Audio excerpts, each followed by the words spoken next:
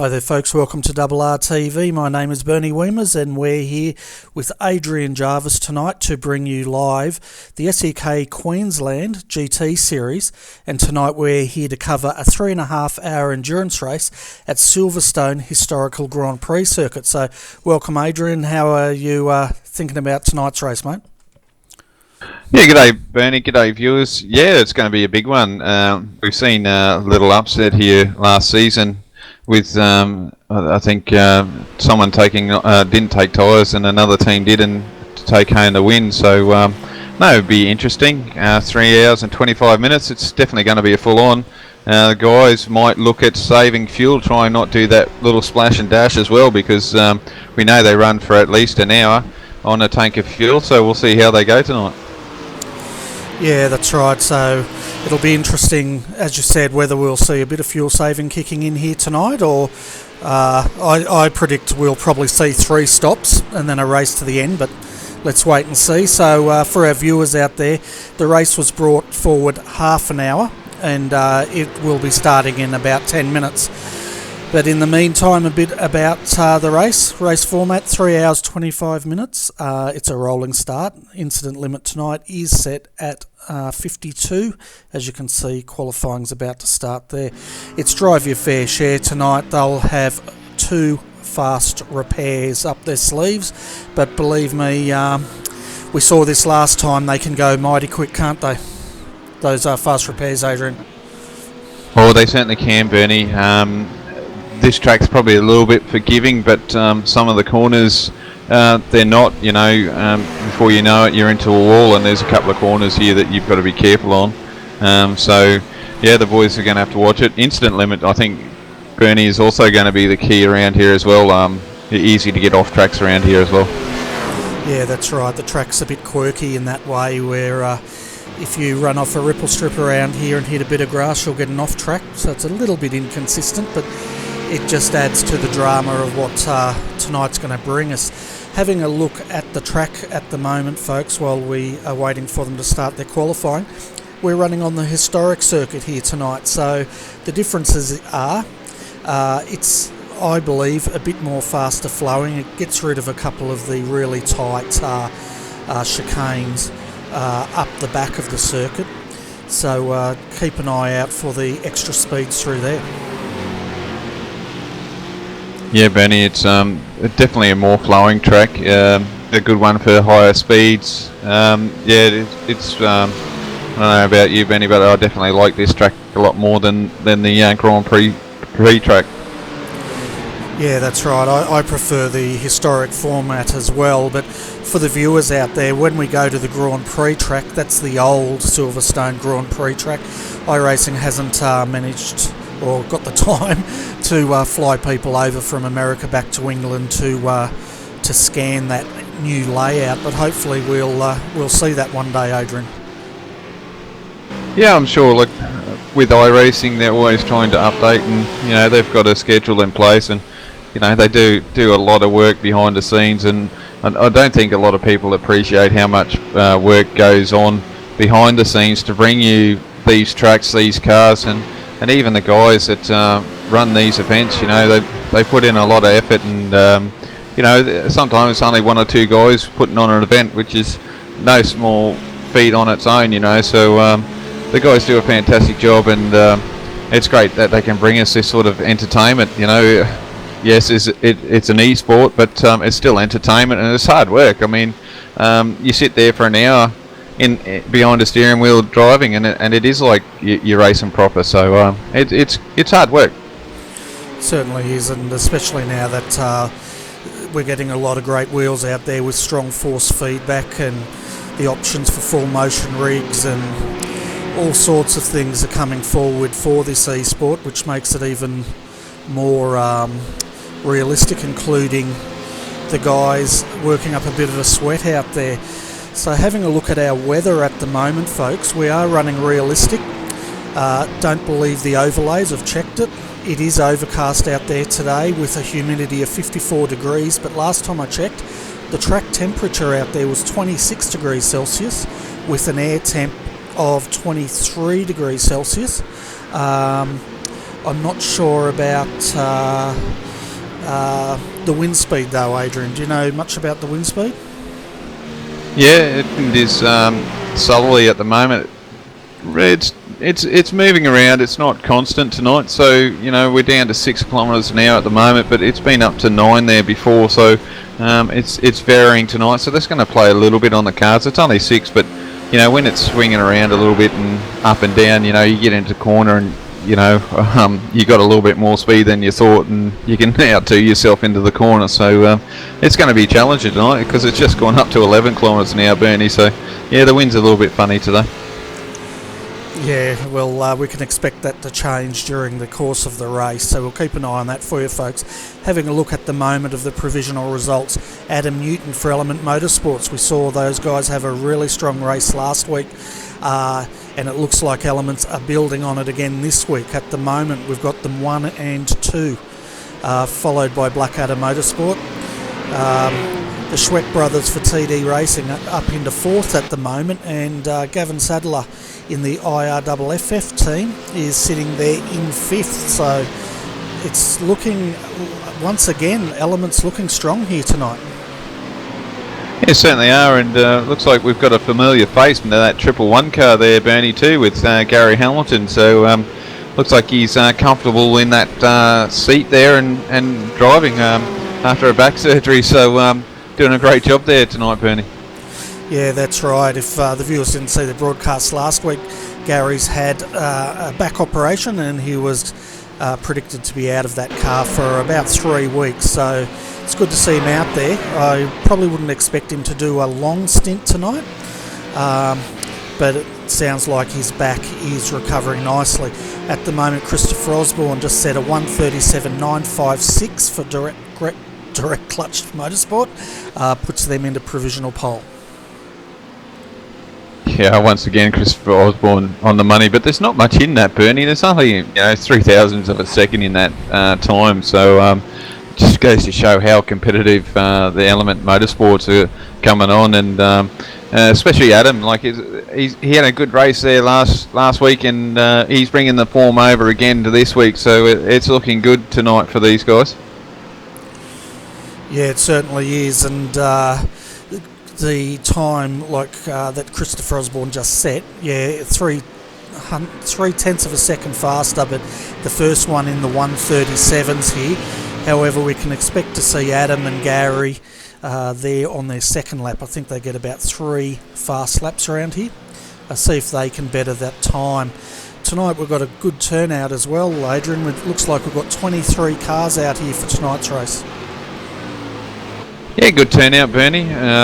Obviously, we don't have a lot of other motorsports going on tonight, but it brings in these guys. Last week we had the Spa 24 hours, so we were a little bit short last week, but only by a couple. But it's good to see a turnout, and once again, to bring that sort of field in 23 cars. There's minimum 46 drivers, so that's a pretty good effort by the boys tonight.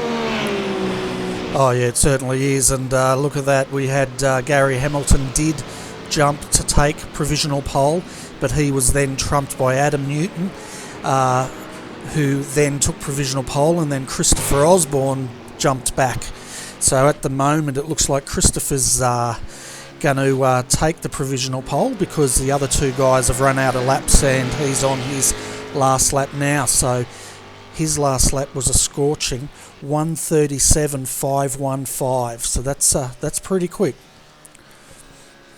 Yeah, certainly is, Bernie. And last night in the endurance series, blank pain endurance series, it seems like the Fords, the temperatures were a lot hotter in that room last night, but it was like 38 degrees. So, but the Fords seemed to hang on constantly throughout that race, and these times are a lot quicker than what they were last night, obviously because it's cooler. But I mean, the Russ are doing great. They dropped off in that hot weather, but with the cooler weather tonight, I can see that these Russ are going to be a force to reckon with. And Colin Schweck there, Bernie, in 6th in the BMW, so not a bad effort by the Schweck boys tonight.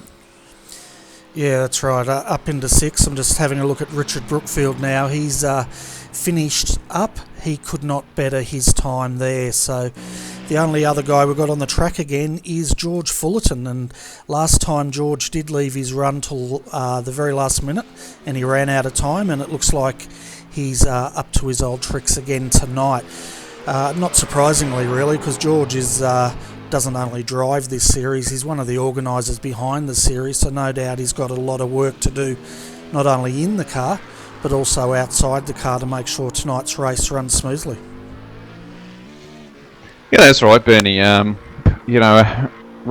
It's hard to do both sometimes because you're always thinking about the series as well. So your mind's not wholly and solely on just racing a race car. Sometimes you do get caught up in the whole event of it. So it can be a difficult task sometimes.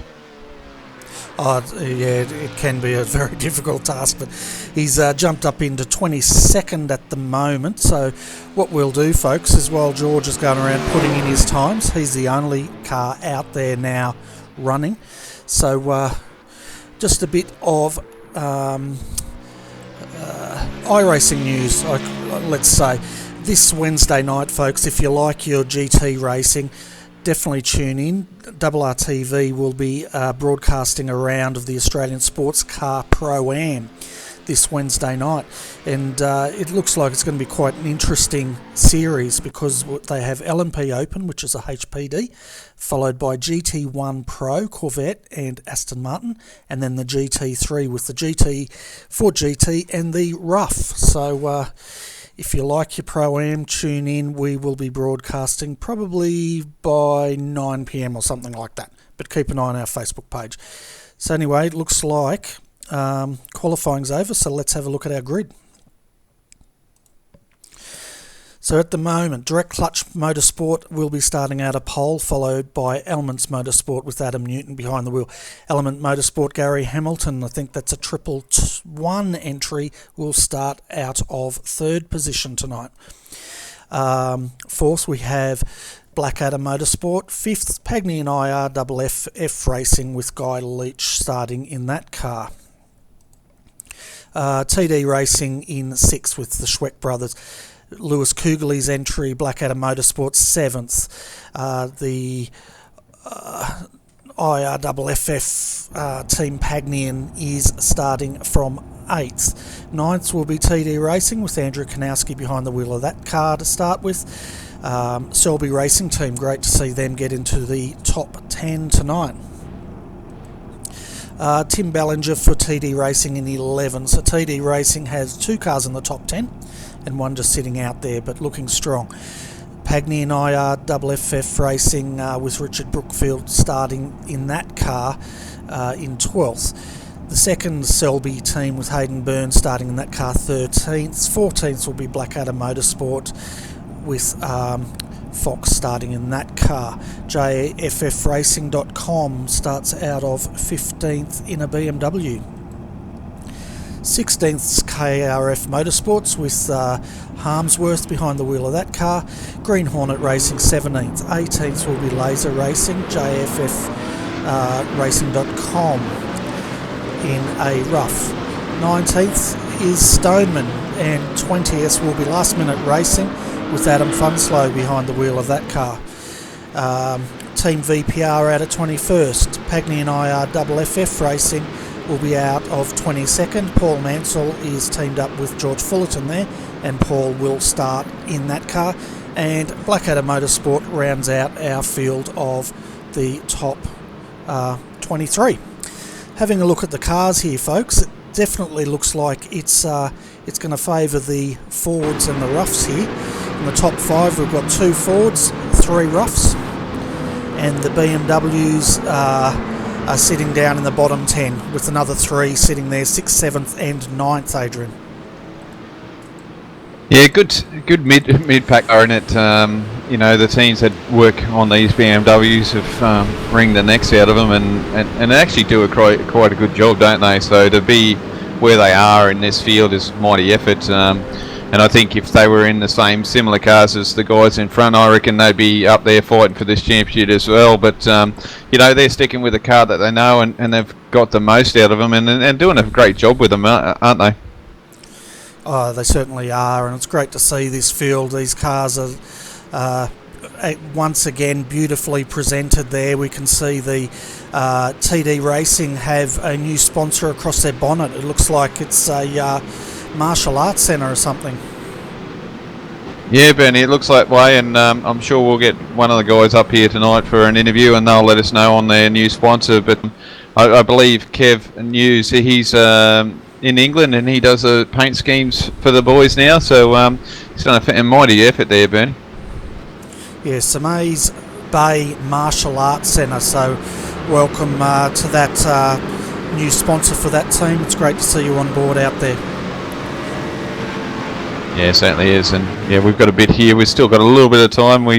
It's an old track here. We've got a full lap here with these guys, and it definitely looks pretty with these cars running around. We can see the headlights on, being overcast. They're definitely going to shine, and I'm going to enjoy it a little bit more than normal viewers. I've got my new computer here, and I've got this thing cranked up, and everything's looking pretty sweet there, Bernie. Fantastic to hear, and hopefully you'll enjoy the uprated graphics of that new computer. But it's going to be interesting this first corner to see if Christopher Osborne can hang on to this lead, because he does have Two Elements Motorsports around him, and we did see last week they definitely took the fight to that team. The other guys to keep an eye on in the top 5 tonight is definitely the Blackadder Motorsports GT3. That's quite a fast car. Yeah, it certainly is, and the problem with the Fords, they just don't really get off the lines like the Roughs, so we'll see the Roughs probably get a good start here, Bernie, as they come around to take the green flag. Okay, so we are coming up now to take the green flag. We can see Direct Clutch Services on the inside, Elements on the outside. It's a nice clean start here into turn 1, and waiting for the cameraman to change angles here. It looks like Direct Clutch Services dropped back to second at the moment. Oh, and there's a big impact there with one of the Selby Racing Team cars. I can't quite make that number out, but number 90, Bernie. Number 90. So that's Nathan Hapatz behind that wheel, but he's got that car going. Unfortunately, it didn't take anyone else out during that incident. Yeah, just unlucky there, I think, Bernie. Just that turn there can catch you out, and the slightest tap while you're on cold tyres is going to spin you around. So hard luck there, as we got.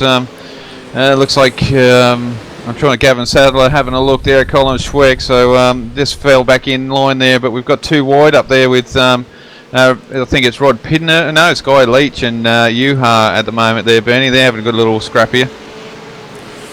Yeah, they certainly are, and another car, one of the TD Racing cars going off the infield there, but continuing. But out front at the moment, Adam Newton in the 222 car has taken the lead, followed closely by Christopher Osborne in second in the GT. They've got quite a bit of a gap at the moment. Back to Baden Reed in third position. Johanna Kolpe there in fourth, but having a bit of a hard time there with Guy Leach in fifth, Lewis Kugeley sixth, seventh, Colin Schweck eighth, Gavin Sadler, and then ninth is Hayden Burns in the Selby entry, followed by Andrew Kanowski for TD Racing sitting back there in 10th. So it looks like Andrew's had a bit of a slow start there tonight.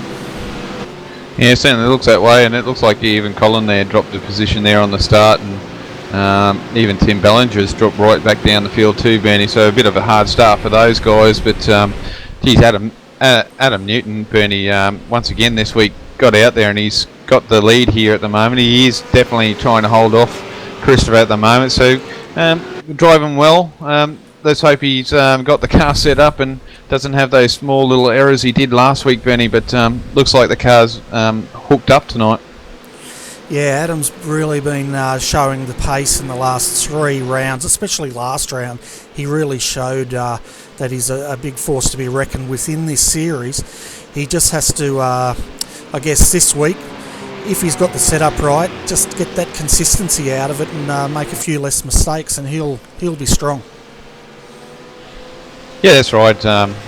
There's been no doubt he can drive. We've seen it before. It's just that, just have those small little errors and it can cost you big time. And we've seen it before. He's had a few of those, and unfortunately it's cost him a race. But no, he's driving well in the last couple of weeks, and I think even previously, like the week before Bernie, we seen him, he was driving quite well. So at the moment doing a good job here, holding off Christopher, and good to see him out here at the front and doing a fantastic job. Yeah, it certainly is. I'm not sure how long he'll be out there for, but you know, he's as far as in the lead, that's what I mean. But because we know Christopher's fast, but we also know the Elements guys can take it to them. Having a look at the moment, Baden Reed sitting there in third. He's 3.2 seconds down already from the top two cars here. Yeah, he's got a bit of time there. He's at the moment, and look, give him a few laps, Benny. I think he will chase these guys down. We've seen it last week, wasn't it? That was a brilliant race last week. Just the ebb and flow of the guys and the speed in it. He's away from Yuha at the moment, so he's definitely spreading the gap there from those guys. So he's on a mission here at the moment and doing a fantastic job. I'm just checking his lap times. He's 39.7, so not quite as quick. He's close to the same pace as the guys in front at the moment. Yeah, he's roughly the same pace there, but he's got a little bit of work to catch up. However, it's a heck of a long race, and we did see these gaps did stretch and they did diminish as the race went on as well. So we can expect that car to be up there as this race progresses. Yeah, that's right, Bernie, and it'll be interesting to see tonight as well with these low temperatures how far these guys are willing to push their cars. I know that GTs will probably could stay out there the longest just because of the fuel capacity. We know they can run a lot longer, well, not a lot longer, but a few more minutes longer, so two or three laps longer than the rest of the cars. So it'll be interesting on pitch strategy tonight. We know they can get three in for sure, but will they have a splash and dash at the end, or what's going to go on? So strategy is going to definitely be key tonight. Yeah, it definitely will be, and I think the 4 GT3s have the longest range as far as fuel goes, so we'll see what they can pull out here tonight and see if anyone dares to fuel save. I don't think, honestly, fuel saving around this track's probably not worth it, because I think you'd be losing too many seconds per lap around here. Yeah, I think so, Bernie, and the bigger killer tonight too is that the fact that the temperature is low, so the guys are going to have more grip, so they're going to go through the corners quicker, and that's why we're seeing these lap times are down at the moment. They're going to be a lot quicker, so they're going to burn a lot more fuel tonight. So I reckon they're going to have to keep an eye on those sort of fuel figures if they want to try and do a three-stopper, but I'm thinking they're going to have to head in for at least a splash and dash. Oh yeah, the last half hour I think we'll see them splash and dash, and be interesting to see if they take tyres. We just had a look at Jake Fox back there. He's up into 17th at the moment, and him and Jason Bentz decided to try to go through too wide through the big S's down there leading onto the back straight, but Jason had to take to the escape grass, I guess you could call it, and to avoid a bit of an incident. But it looks like both of them do have side damage at the moment, so they're definitely racing hard.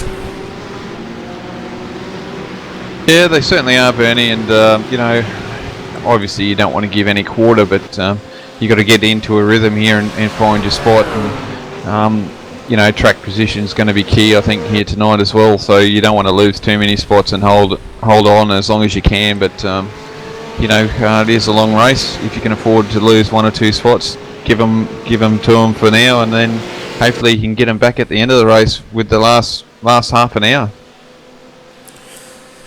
Yeah, that's right. But having a look out front at the moment, Adam Newton and Christopher Osborne 1 and 2, they're trading fastest times each lap. So Elements 222 is in first, Direct Clutch Motorsports 1 is in second. Baden Reed in the 111 at the moment. I don't think he's that happy with this setup. He's dropped back to 4.39 seconds, and he lost 7/10 of a on the gap last lap around. Ewa Hanakolpi for Blackadder Motorsport in fourth. Guy Leach sitting back there in fifth and looking quite racy in the Queensland rough tonight. Then we have Lewis Kugeley driving in the Blackadder Motorsport 67 entry. 6th, 7th Colin Schweck, 8th is Gavin Sadler, and 9th Hayden Burns, so he's moved up a spot. Andrew Kanowski still sitting there in 10th at the moment. 11th is Paul Mansell. 12th is Damien Carr. Adam Funslow, Last Minute Racing, they're having a good run up into 13th. Paul Lonergan, 14th. 15th at the moment is Philip Stoneman. And Jason Hamsworth is currently sitting in 16th position for KRF Motorsports.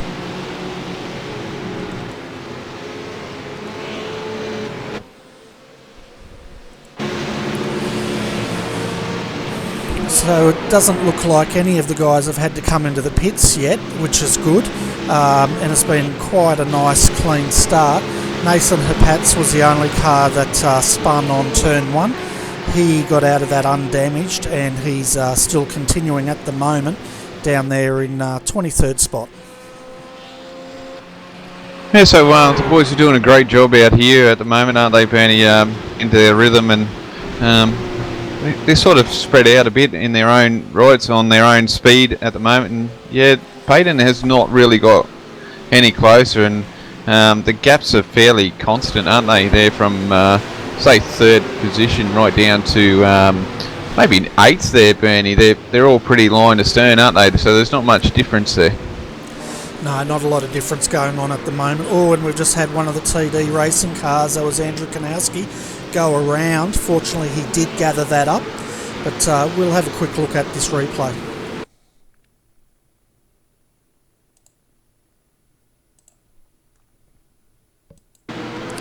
Just see there as he entered the corner, the back end came around, and that was a good save there for him to gather that up and continue on. And at the moment he's held that 10th position. Yeah, good save. The tricky part of the track, isn't it, Bernie, around through there? So yeah, it's look, we've got corners in here that the car just doesn't like, and it'll step out on you if you're not too careful. So up in that little section there before you come on the straightaway, if you're in the wrong position, it'll definitely jump out on you. So you've got to be real careful, and you don't want to overheat the tyres in these things, because they get real mushy and give you even more grief the next corner, Bernie. Yeah, that's right, they certainly do. And I guess, you know, he was settling into a bit of a rhythm there, and this will have just given him a bit of a heart start and wake him up a bit out there. But they've only done 6 laps around here, so there's still a long way to go in tonight's race. Yeah, certainly is, Bernie. 3 hours and 25 minutes around here is definitely a big one. I only did an hour stint last night, so I had an easy job last night in the Blank Pane series there, the online series. So and it was a lot harder out there. So these guys have got a little bit easier, I think, but still got an extra 25 minutes just to throw a little bit of strategy there in their pit. So it's going to be really interesting come the end of the half an hour mark here. And I know I've already talked about that earlier, Bernie, but I'm really excited for that last half hour, mate. Definitely, and we're jumping on board now, folks, at Christopher Osborne. We're going to do a lap around in the Direct Clutch Motorsport Ford GT3, so crank it up and enjoy the ride.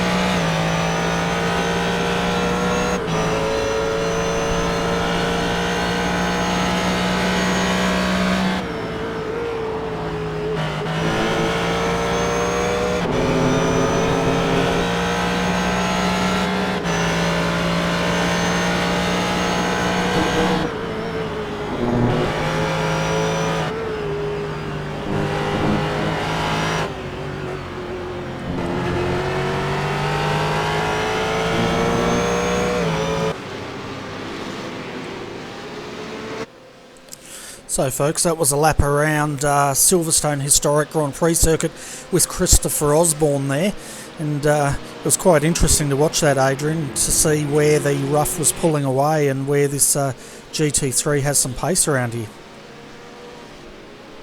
Yeah, Bernie, it's a good view for the viewers to have a look at how well this Ford GT3 is this season in this latest build, and yeah, the rough is quite quick in a straight line, and the GT is going to have a little bit of advantage. But see here, Chris is really hounding Adam at the moment. But Adam's doing a fantastic job here, just keeping this car in front and keeping it in the right position and making Christopher work here to try and get around him. So just brilliant driving here at the moment, Bernie. Certainly is, and we saw this last week, didn't we? The two cars, we had the 222 start out as the hare, and the 111 was a bit more the tortoise, but the 111 definitely came into play big time as that race went on. And once again, the battles between the 222 and the 1. The 111 car at the moment, he's 6.3 seconds down, but sitting comfortably there in third position.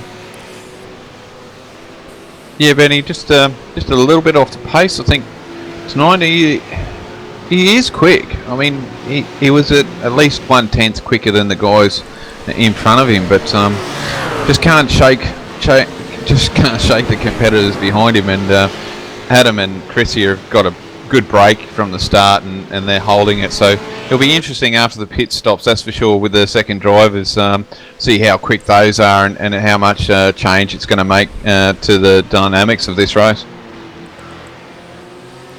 Yeah, definitely. And Ewa Hanakopy there in fourth is doing a great job, hanging on to Baden Reed there. We know Ewa's quite a fast driver, and Blackadder Motorsports definitely improved a heck of a lot on their positions this season compared to last. And we know the 66 car does have pace, so we'll just keep an eye on him to see how he goes tonight. And Guy Leach back here with his hands full with another Blackadder, Lewis Kugeley here, fighting it out for 5th and 6th at this stage. Yeah, a little bit of a change of scene here, Bernie. You know, with the rough out in the front.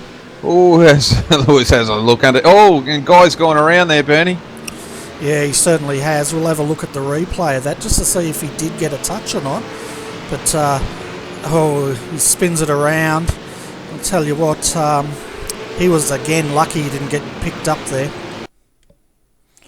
Yeah, great driving by the rest of the guys around. Just got around him, so yeah, it's a tricky corner, and he might have got a little bit balked there, who knows, but as we see Adam Funslow go a bit wide there, Adam's done a good job here at the moment, Bernie, to get into that position at the moment, but yeah, just unfortunate there for Guy tonight. Just having a look at this replay here. Guy was on the outside and Lewis on the inside there. Lewis did have a dive in there. I don't think there was any contact, but there might have been a netcode contact. Yeah, that can happen in this game, that's for sure, but good to see it wasn't actually on contact. I don't think, we know Lewis wouldn't do that on purpose, that's for sure. It's one of those things. We've seen it down at Spa that time with Christopher Osborne and Newhar. They had a coming together that wasn't in there, and same with Christopher and Christian. So one of those things with this game, isn't it, Bernie, unfortunately? Yeah, that is the case, but there was a good foot between the two cars. That's why I think it may have been netcode, but there's no damage to either, so it could have been Guy just going in too hot and losing the rear end, which we know the rough does have a habit of doing, don't we? Yeah, it certainly is, Bernie. You can. It's not as bad as the McLaren. We know the McLaren's a shocker for that.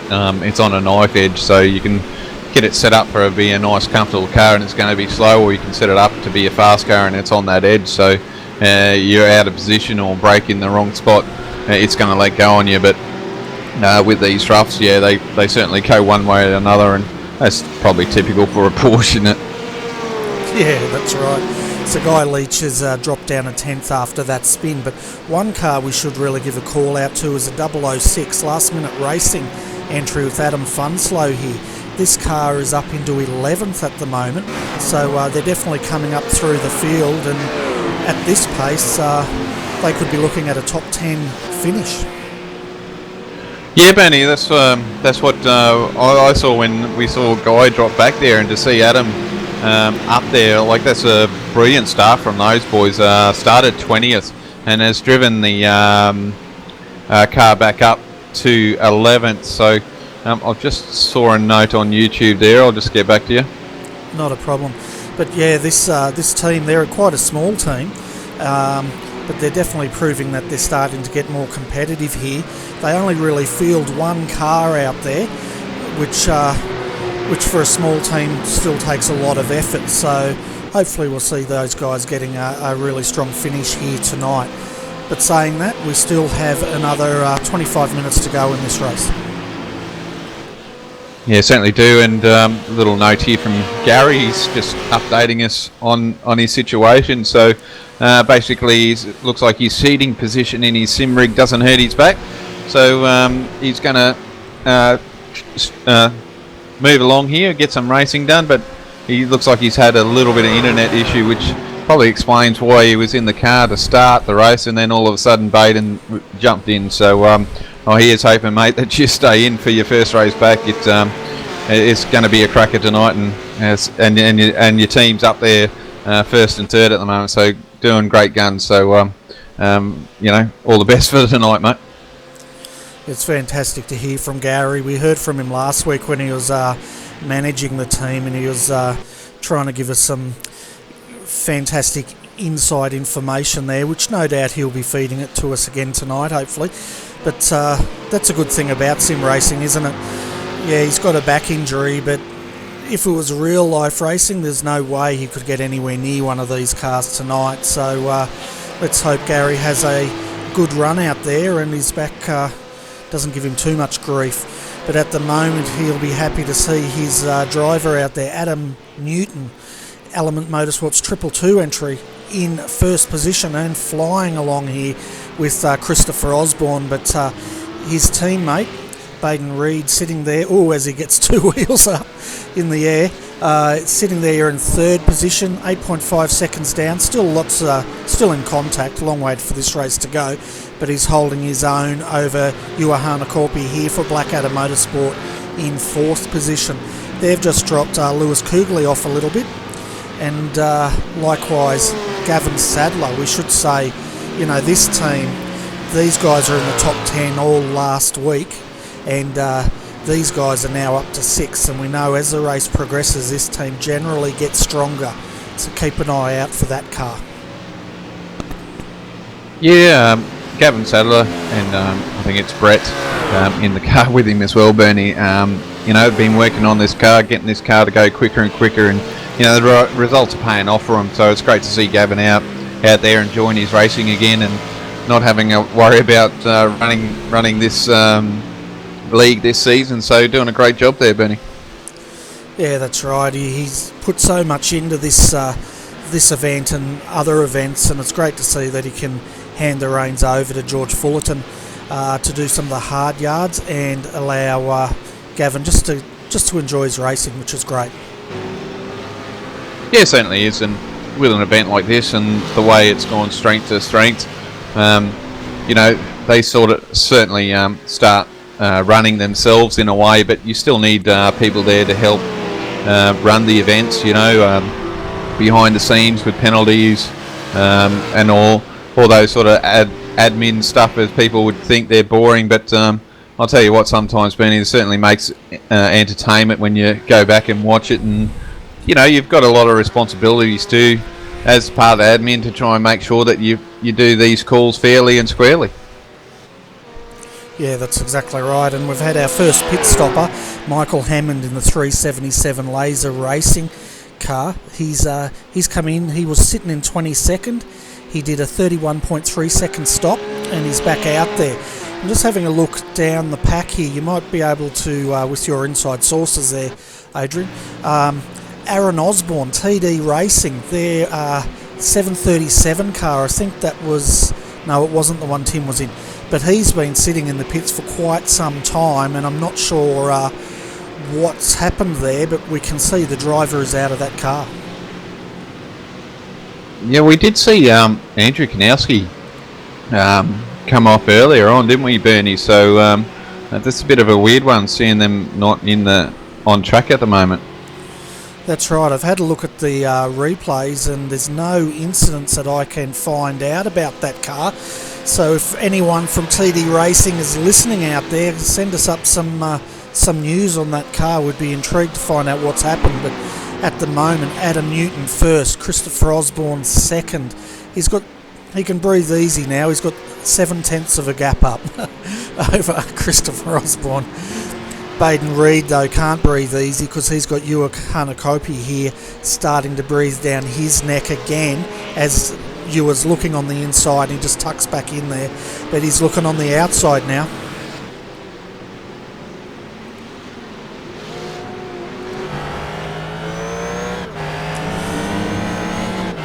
So you can see the view here from Ewa's car. We can definitely tell Baden's pushing as he throws up a bit of dirt there, and as they come around to complete lap 15 of this race tonight. Yeah, Benny, it just looks like Andrew's dropped through internet. So Gary's thinking he was having issues, and it looks like Andrew's had some issues as well. So not sure if the guys have called it a night or not, because it's a bit of a hard one for those boys, and it's a bit of a technical issue there for the boys, so it's a bit of a hard luck story for those guys tonight. Yeah, it definitely is, and that car was running in the top 10 up until its first spin. Well, it was running in the top 10 after that spin even, but unfortunately it looks like the old internet connection might have bitten once again tonight. Yeah, and that's a bit of a shame too, Benny, because even though they're not fighting up the top of the championship battle, I know there's a good battle there from I think it's fourth and fifth with their teammates, the Schweck boys. So this is going to hurt them, and they might actually drop a position in the championship. Yeah, well, that's right. It definitely could do that, and we'll have a quick look at our point score at the moment, folks. Elements Motorsport took over the lead of the championship after last round with 176.25. They're sitting in first. Direct Clutch Services, they are now sitting in second with 172. Blackadder Motorsport, the 66 car, is sitting in third in the championship and fourth in tonight's race. Then we have the TD Racing 737 in fourth. Fifth was a 747, but we know they're in the pits at the moment. So it'll be interesting to see how this race shapes out. Yeah, it certainly will, and the Schweck boys are doing a great job tonight and having a good run, and had a good run in that Daytona too, Bernie, so definitely going to help their point situation tonight. Yeah, and I got that wrong as usual. It was a 737 car that's sitting in the pits, and yeah, so this is going to pretty much jump the 747 up above their teammates after tonight's race.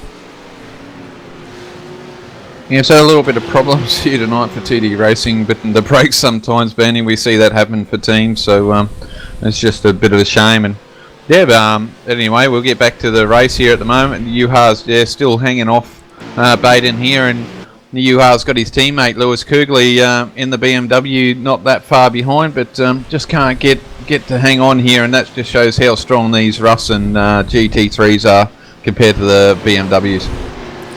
Yeah, that's right, and Blackadder Motorsports once again getting this BMW up into the top 5, and you know, it's the highest placed BMW tonight. I think last week it was TD Racing that pretty much led the BMWs, but we know Lewis and I think his teammate Christian Challoner. We'll see if Christian's jumping in this car. I think he does drive with Lewis, what they can do with that car tonight. Gavin Sadler as well, he's up in the 6th position now, and only 17 seconds behind the leaders. Yeah, Gavin doing a great job, and yeah, Braith Morrow's in with Lewis there tonight, Bernie, because I believe Christian is with Juha Hanakopi. They drive in that Ford GT. Yeah, well, you know what I'm like with names, and I'm hopeless, but, you know, they're all Blackadder, so if I just say Blackadder, we should be right, I think. Yeah, that'd be alright, Bernie. Lucky I'm here for you. And to all our viewers out there watching us live, thank you very much for doing that. We really appreciate you guys spending your evening keeping up with the iRacing here on RRTV. If you have just joined us, this race did start 30 minutes early. The organisers brought it forward half an hour because this is a 3.5 hour race.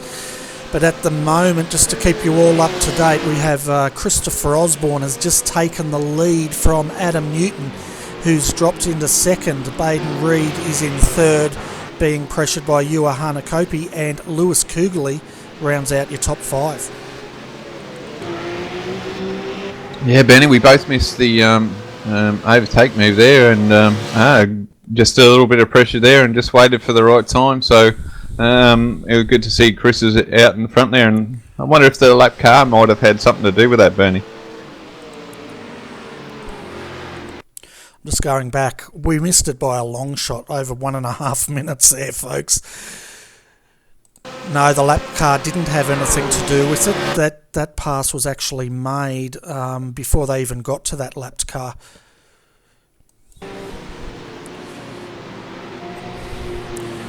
Okay. So this is where this... Oh, sorry, Benny, you go. I was going to say, I'm not going back any further. It was getting a bit embarrassing. He was leading for over 2 minutes till we noticed it. But Adam Newton at the moment is still hanging on the back of him. Yeah, like I was going to say, Bernie, we're just going to see the strengths here of the GT over the race. It's just going to hang on to its tyres a lot more than the roughs and BMWs. They seem to fall off over a race distance, especially... oh, sorry, folks.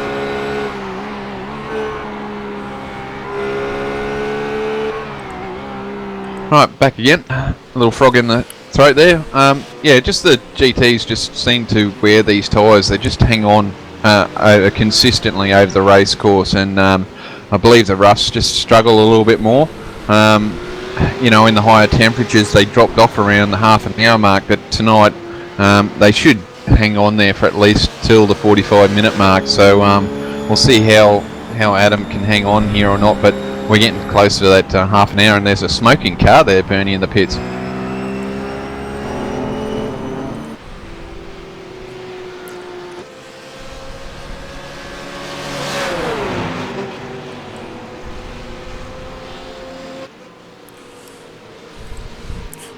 Do you have a number?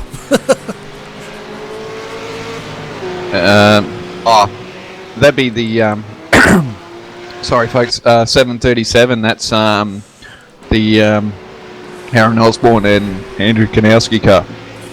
So that car hasn't actually left the pits. It doesn't have a driver in it at the moment, but it's decided to catch fire. So that's quite unusual, isn't it? I say what happened there, Bernie, is that the engine's still been running, and if it sits in the pits, the oil temperature goes up and up, and then it explodes in the pit lane. So it's quite unusual. It's still sitting there, that's for sure. Yeah, well, hopefully the fire marshals will get to that. It looks like they have. The tow truck's taken that car away. But, you know, folks, iRacing's so realistic. We even have car fires in the pits, which is great. Christopher Osborne first, Adam Newton there sitting in second.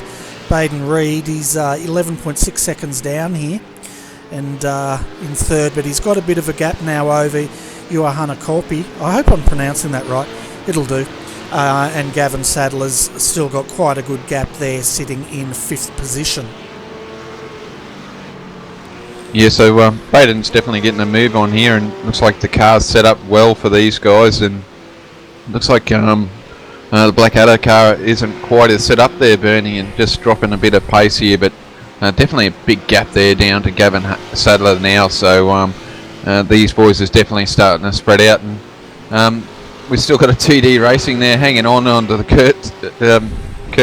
coattails here too, Bernie. So the Schweck boys are moving on from last week and doing a fantastic job.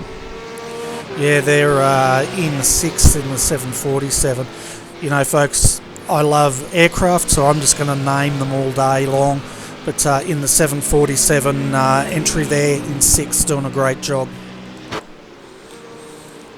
Yeah, certainly is. And there's another name here, Bernie, that's doing a great job again.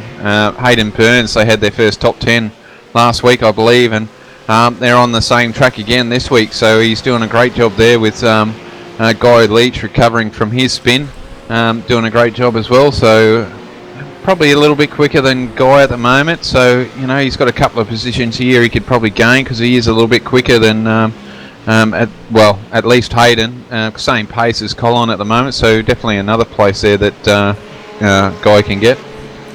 Yeah, well, this the number 80 Selby Racing Team entry with Hayden driving. They actually started, I think, about 10th at the start of this race. So in 40 minutes, they're doing a great job. They're up into 7th, and what's their lap times? 140.478. So they're a little slow, but consistent, and that's what counts in this race tonight.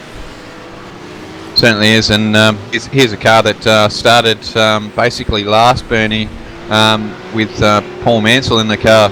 He's up into 9th, so he's into the top 10 from starting at the rear of the field, basically, Bernie. So doing a great job there in his BMW tonight.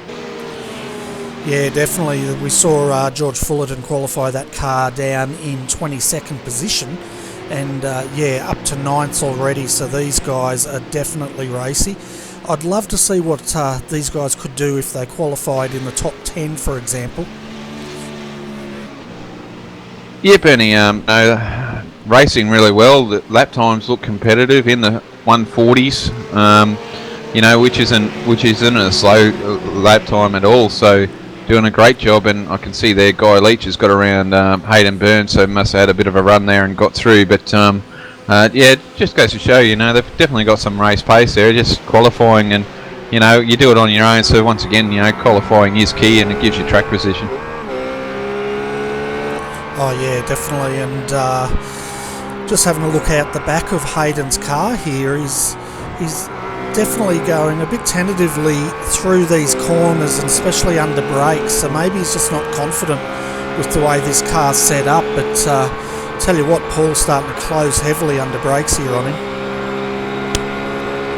Yeah, and we heard last week when Hayden come up, always a bit of compromise, and he runs the C-Spec rough on a regular basis, and he actually loves it. And this is a GT3, so he likes his roughs on the edge. He likes the ones that like to spit you out the other side if you're not careful, where the other boys like something a little bit more comfortable. So he's probably just struggling with the balance of that car just because it's not to his driving style. And that's the big thing about team racing, that any compromise in the cars. Well, that's right. You've got to compromise the setup so all the drivers can steer the car consistently. But he's now dropped down to 8th position. Paul Mansell just went flying past him there. As we can see, who's that just coming out of the pits now? It's one of the TD racing cars. Yeah, that's Pat, so there's a driver change there too, Bernie, so bit of a pit stop there, so it was about a minute in the pit lane all up, so that was quite a long stop. Filled it up and tyres and that, so we'll see how they go. They've looks like changing the strategy a little bit here. Yeah, it was quite a slow stop there. Most of the guys are doing them in around about the 31 to 38 seconds. As we can see now, Gary Hamilton's into the 111 car, so that's come into the pits here. Their stop was a 38.2 second stop at this stage, so we'll see what times Gary can put out there. And for the viewers, as you know, Gary's recovering from a back operation, so it's a big thing to see him out in the car tonight. Yeah, it certainly is, and we lost Lewis there as well. Did he come in the pits or what? So it looks like the internet might be not working too well tonight there, Bernie. Yeah, he hasn't come into the pits here. We've got a number of cars that have sort of had trouble as far as dropouts go. One was Richard Brookfield, Terry Marwood, Braith Morrow, at the moment down there in 22nd position. I think that was the car Lewis was driving. Yeah, so I'm not sure what's happened there. Yeah, it certainly was the car that Lewis was driving, but obviously I've got iRacing open as well, and yeah, it just shows me that Lewis Kugerly connected, so I wouldn't surprise me if he actually dropped there, Bernie. So the internet's really playing dramas on these guys tonight. Yeah, it certainly is, and we're just having a look at Richard Brookfield, because he did have trouble as well with a number of off-tracks. So, and he got hit big time by one of the TD racing cars, served him into the fence, which would explain why he's in trouble.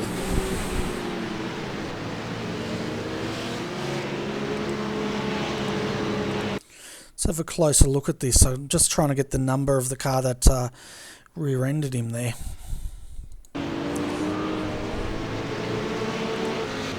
Yeah, I'm not sure who that was, but it was quite a heavy contact there as they came into the stadium area of the track.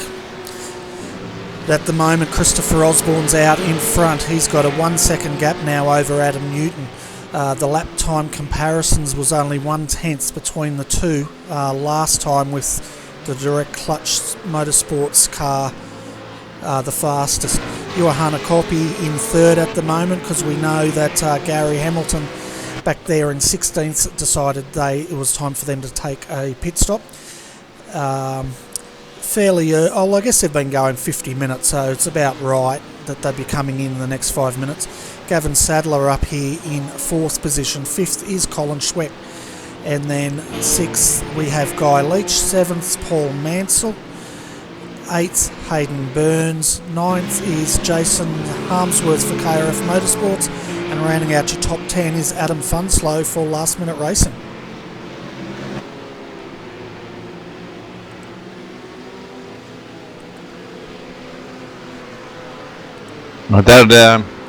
That would explain why 2D Racing was in early there with a driver change, Bernie. That would be Pat O'Hara and Tim Pellinger's car that had that incident with Richard Brookfield there, and heavy damage on the front of that BMW as well.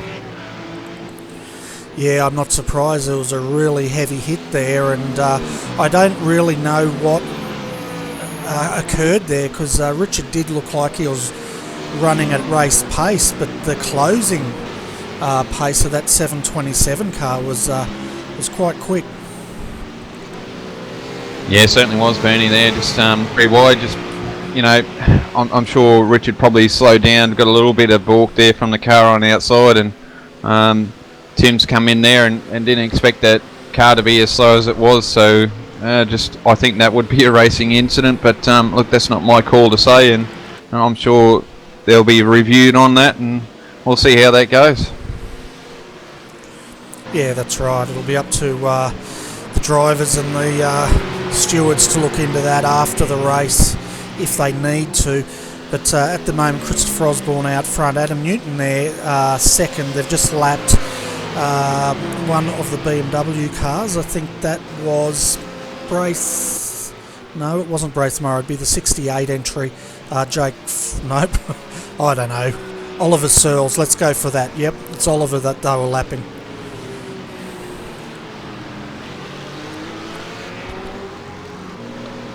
It's a bit of hectic situations here now. We've got guys pitting in and getting into the mix of this, and the boys are going to have to start going through the field and going through these lap traffic, so it's going to be quite interesting. Yeah, it certainly will, and this is where the being first, often you're the what do you call it? You're the explorer. Pioneer. The pioneer, the explorer pioneer. You know, you're the one that wakes up the drivers you're lapping, and then makes it easier for Adam there in second. Yeah, it certainly does, Bernie. The guys are pushing through there, and you know, it's been nearly 50 minutes, so you know, it's been good racing, and the guys are starting a lap. hopefully we get a good field still on the lead lap. They've definitely got the times there, but look at that, still in the 39s, Bernie. So they're racing along pretty well.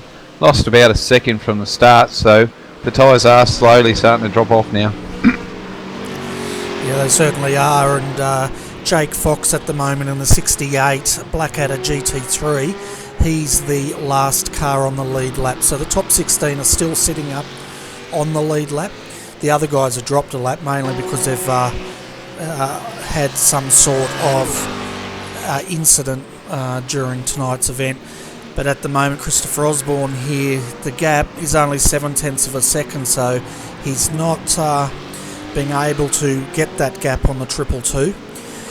So it's going to be interesting to see how race strategy plays out between these two teams tonight. Yeah, it certainly will be, and we know these guys always come out with a race strategy and have it put to plan, you know, and it is good to see. And sometimes they do it by the seat of the pants, especially tonight. That's something that you're going to have to take a gamble on. But I like tonight, you know, with a slash and dash, will you take tyres or won't you? But we've already seen the times have dropped already. At the moment, they've lost a second, so you know, we'll see who takes the gamble and takes tyres and how much extra time it's going to take. So it'll be really interesting in the last half hour.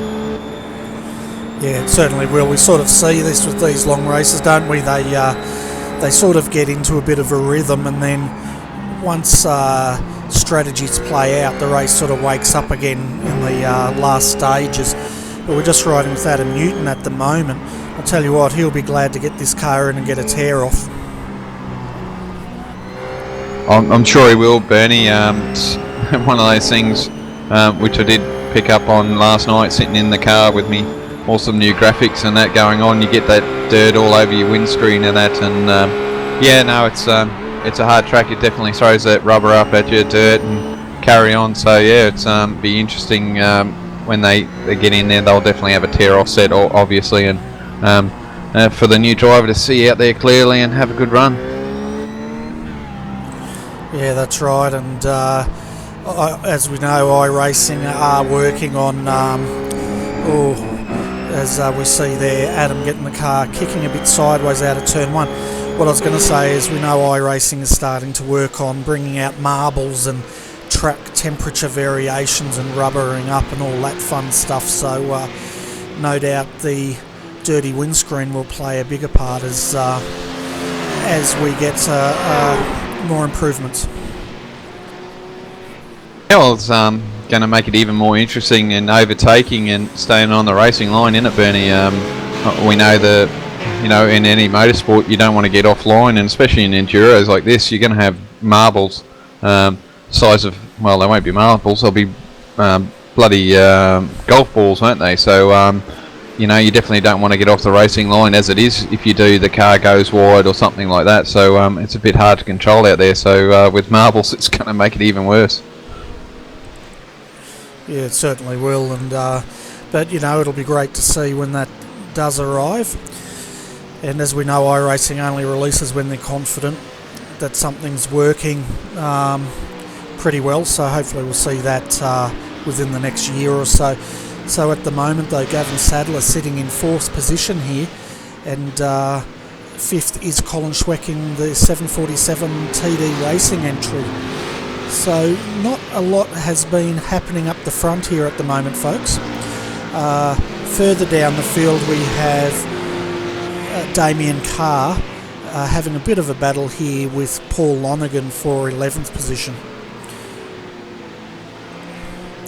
And, yeah, Bernie, it looks like they've got their own thing here. They're just driving along. There's no real challenge here, but still a battle either way. Yeah, that's right, and Trevor Forster for Team VPR here is on their coattails as well. It's good to see that this team's managed to fix that car up. We saw it crash out pretty heavily at Daytona last week, and it's great to see them back out on the track again tonight. Yeah, just, you know, they just seem to have bad luck now and again, don't they, Bernie? And usually it happens pretty heavily, as we see here now. Paul Lonergan hound in the back of this Damien car at the moment, so just seems a little bit stronger here at the moment. Yeah, Paul's looking pretty racy here, and he's fighting Damien here for 11th, but look at the way Damien gets that car off the corners. That BMW definitely has better drive. Yeah, just out that corner, but look how the Ford GT closes in here, and the VPR guys are just closing in on the back of that GT as well, so this is going to be really interesting. So yeah, that GT, it's that Ford, it's a bit of an animal when it gets unleashed on these straights, isn't it? Oh yeah, for sure, Bernie, and you know, obviously we've seen it and we've documented plenty of times that this is the car to have if you're racing at the moment. It's one of the better cars to be driving at this present time. Probably the second car it would be the Rough. So yeah, just a weapon in a straight line, and all VPR just outbrake themselves going into that corner. Yeah, they could sniff an opportunity here as Paul went past Damien pretty easily, but I tell you what, Trevor's really pushing this VPR car tonight. Yeah, certainly is, and looks like he's got the pace on Damien at the moment, but he's got a little bit of patience to try and get around. It's fairly open track. If you get off the corner as well, right behind him, you can set yourself into a corner and take the corner, but he's just having a little bit of trouble here, just getting himself positioned as he's having a look on the inside now, and can't get that done, but sticks behind, and if he gets out here and positions the car well and gets the push off the line, hopefully he can get up on the inside down the straightaway and take turn one, and that's a corner you don't want to be going too wide into, that's for sure. That's right, and he's dropped back a little bit, but now you can see the slipstream taking effect as he's coming up the back here. He really wants to hold station through the S's up here as well. You definitely don't want to be too wide through there, but if you can get a bit of a slingshot going, you might make a move up the back straight here. Yeah, Bernie just needs to get himself positioned right underneath the back wing here, come out of this corner so that he gets a run, but he's still a little bit behind at the moment. Just didn't get through as there's a car off the side there, Bernie. That's the 006 entry. So that car was very strong. It's looks like it's gone to the pits, but we'll see if we can work out what's happened to that car. That was Adam Funslow driving. Just bring up the replay, folks. Shame for those boys. They just one of those, probably a small error there, Bernie.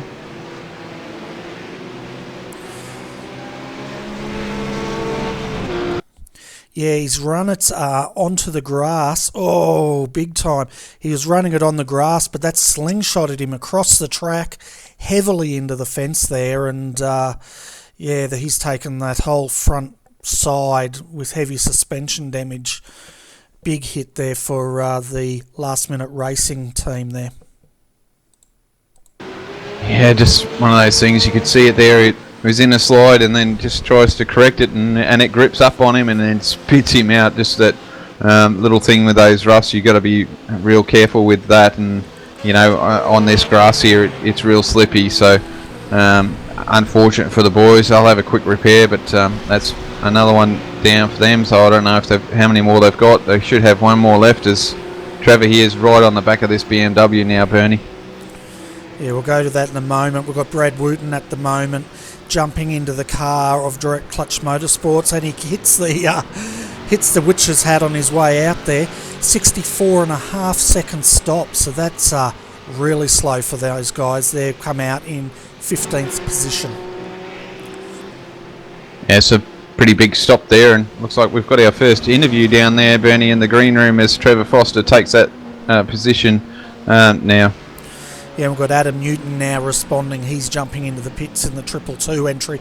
We'll see what sort of pit stop he makes. We'll bring Tim up and you can have a chat with him.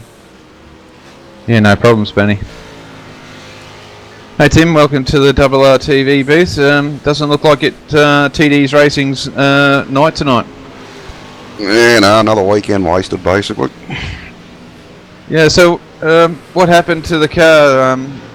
talk us through the issues that you're not out there on track at the moment?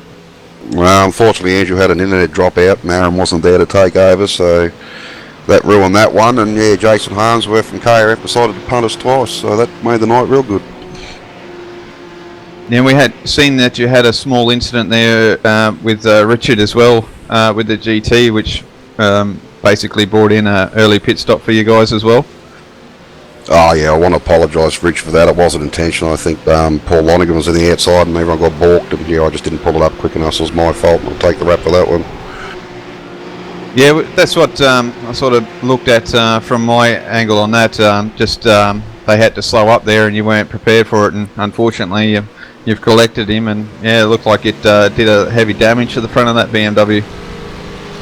Oh no, the car was still fine. I just had to get out of it, mate. You know what it's like once the red mist descends. So yeah, after getting punted early, and then I had a bit of contact there with Philip, which I want to apologise to for. So I've redressed that on track, slowed right down and went to the back of the queue, and then yeah, then that one, and now Jason spun us again. It's just not worth doing it, so we pulled out. Yeah, a bit of hard luck there, and for both cars at the moment. But the Schweck boys are doing well. They're actually up into third at the moment, mate. So they're following on from last week at Daytona, having a great race.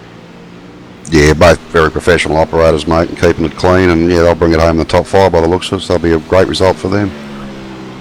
Yeah, certainly was, and all that hard work that you've done, like you said, you know, you put in a lot of effort this weekend.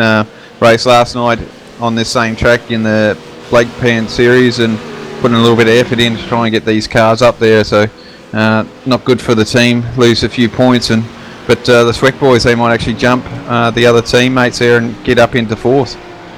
Oh, they will now, definitely. Yeah, there's no doubt about that one. So yeah, they'll be flying. So it's good to see. Yeah, and it looks like they're slowly coming to terms with the BMW too. Just getting the groove on and settling in quite well with the team now.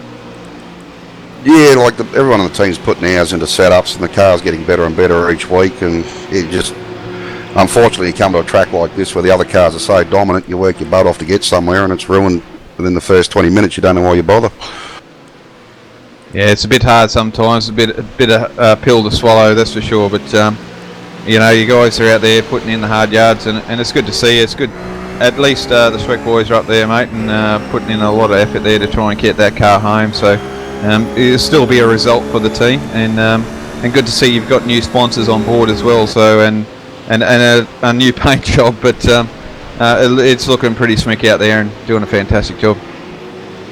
Yeah, I'd like to thank Kev for the paint job. He's put a lot of effort into getting the team jobs done, and Siemens Bay Martial Arts, GLW Freight Management. You know, thank you to all them and all the boys in the team. But this is my last SEK race, so yeah, just good luck to everyone who's left in the series. Yeah, mate.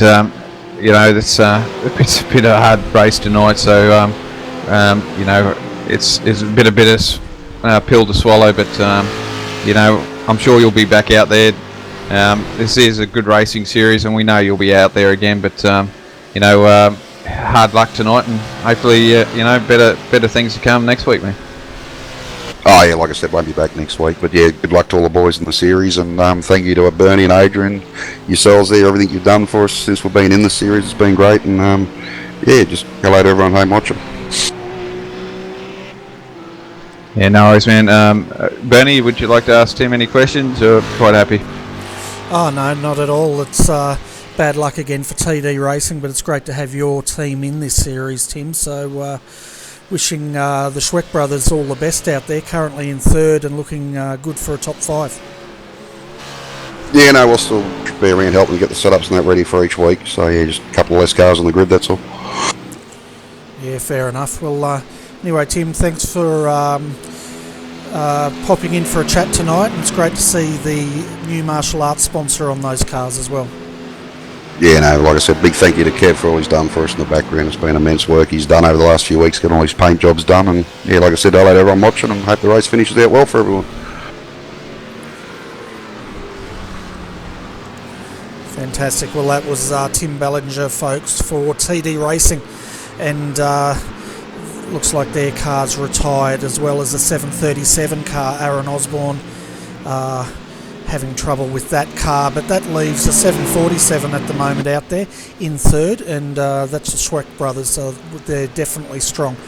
having a look at our pit stops at the moment, Gary Hamilton is the first of the pit stoppers up there in ninth. They did a 38.2 second stop. Their teammate in the 222 entry right behind them, 48.1 seconds. The big loser at the moment, though, as far as pit stops go, is Christopher Osborne, Brad Wooten and Direct Clutch Services. They did a very slow 64.5 second stop, and that's put them down in 13th at the moment.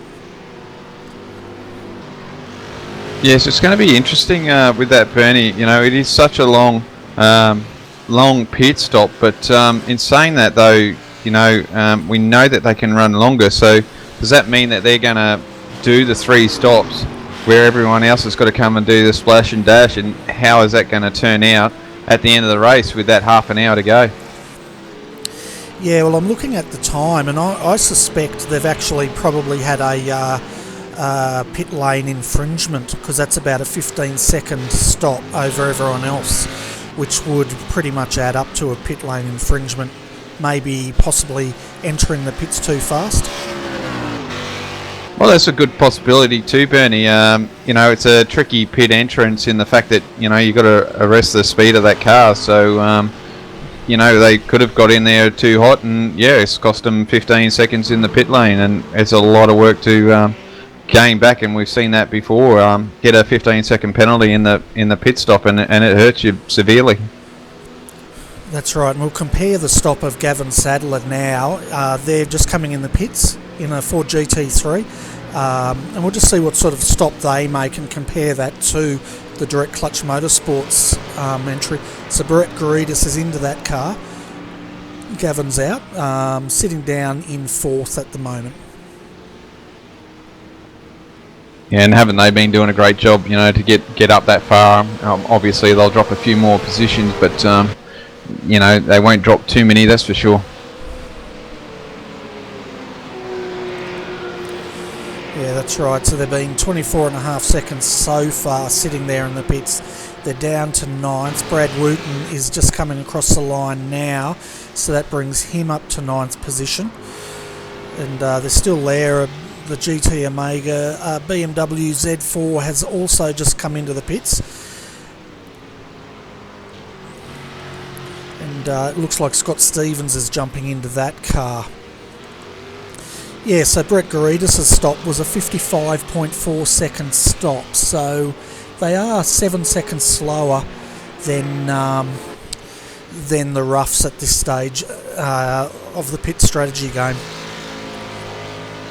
Yeah, it's quite interesting, but once again, you know, who knows what's with that. You know, we know it's definitely got a bigger fuel tank, but I'm sure iRacing put it in that doesn't matter how big the tank is, the fuel rate that goes in there is the same. So, you know, you're not going to be held up in longer fuel stops and tyre stops. So I can't see that's the issue there. So it's quite interesting to see. But we know that they ran a little bit longer, didn't they? So they would have filled that GT right up compared to the Russ. Yeah, well, that's right. We know that for GT3s, I think they have the best range out of all the cars as far as fuel goes. So I don't know how they compare with the McLaren, but we don't really see the McLaren running these days, mainly because it's, I won't say what award it's won this season, but it's the same award the Ford GT3 had for last season. And the guys our viewers can work out what award that would be. Yeah, that's right. And like I said to some of the guys there earlier on, I mean, it'll be interesting to see what sort of updates that McLaren gets in the new season, and you know, who knows, it could be a good possibility to take that car next season. It might be a decent car to have. Well, that's right. And I'm just having a look at the moment. Sean O'Brien's jumped into the number 90. Hayden Burns is out. Looks like Paul Lonergan, though, he's brought that car in, and he looks like he's going to be double stinting. He's not out of that car. And, yeah, double stinting for Paul Lonergan, Green Hornet Racing. Yeah, he could actually be doing the whole race. I'm not sure, Bernie, but the guys have definitely got that option. They can run I see one of these races, these endurance races, once with one driver, so he could actually even be driving the whole race by himself. Yeah, well, we've seen it before, haven't we? And I guess 3.5 hours around here wouldn't be too bad, but it'd be great to have a teammate all the same, in case he has a bit of a brain fade. But he's doing a good job out there at the moment in the top 15. At the moment, though, Blackadder Motorsports leading this race. They've got a 22-second gap over second, which is Colin Schweck, 747 entry.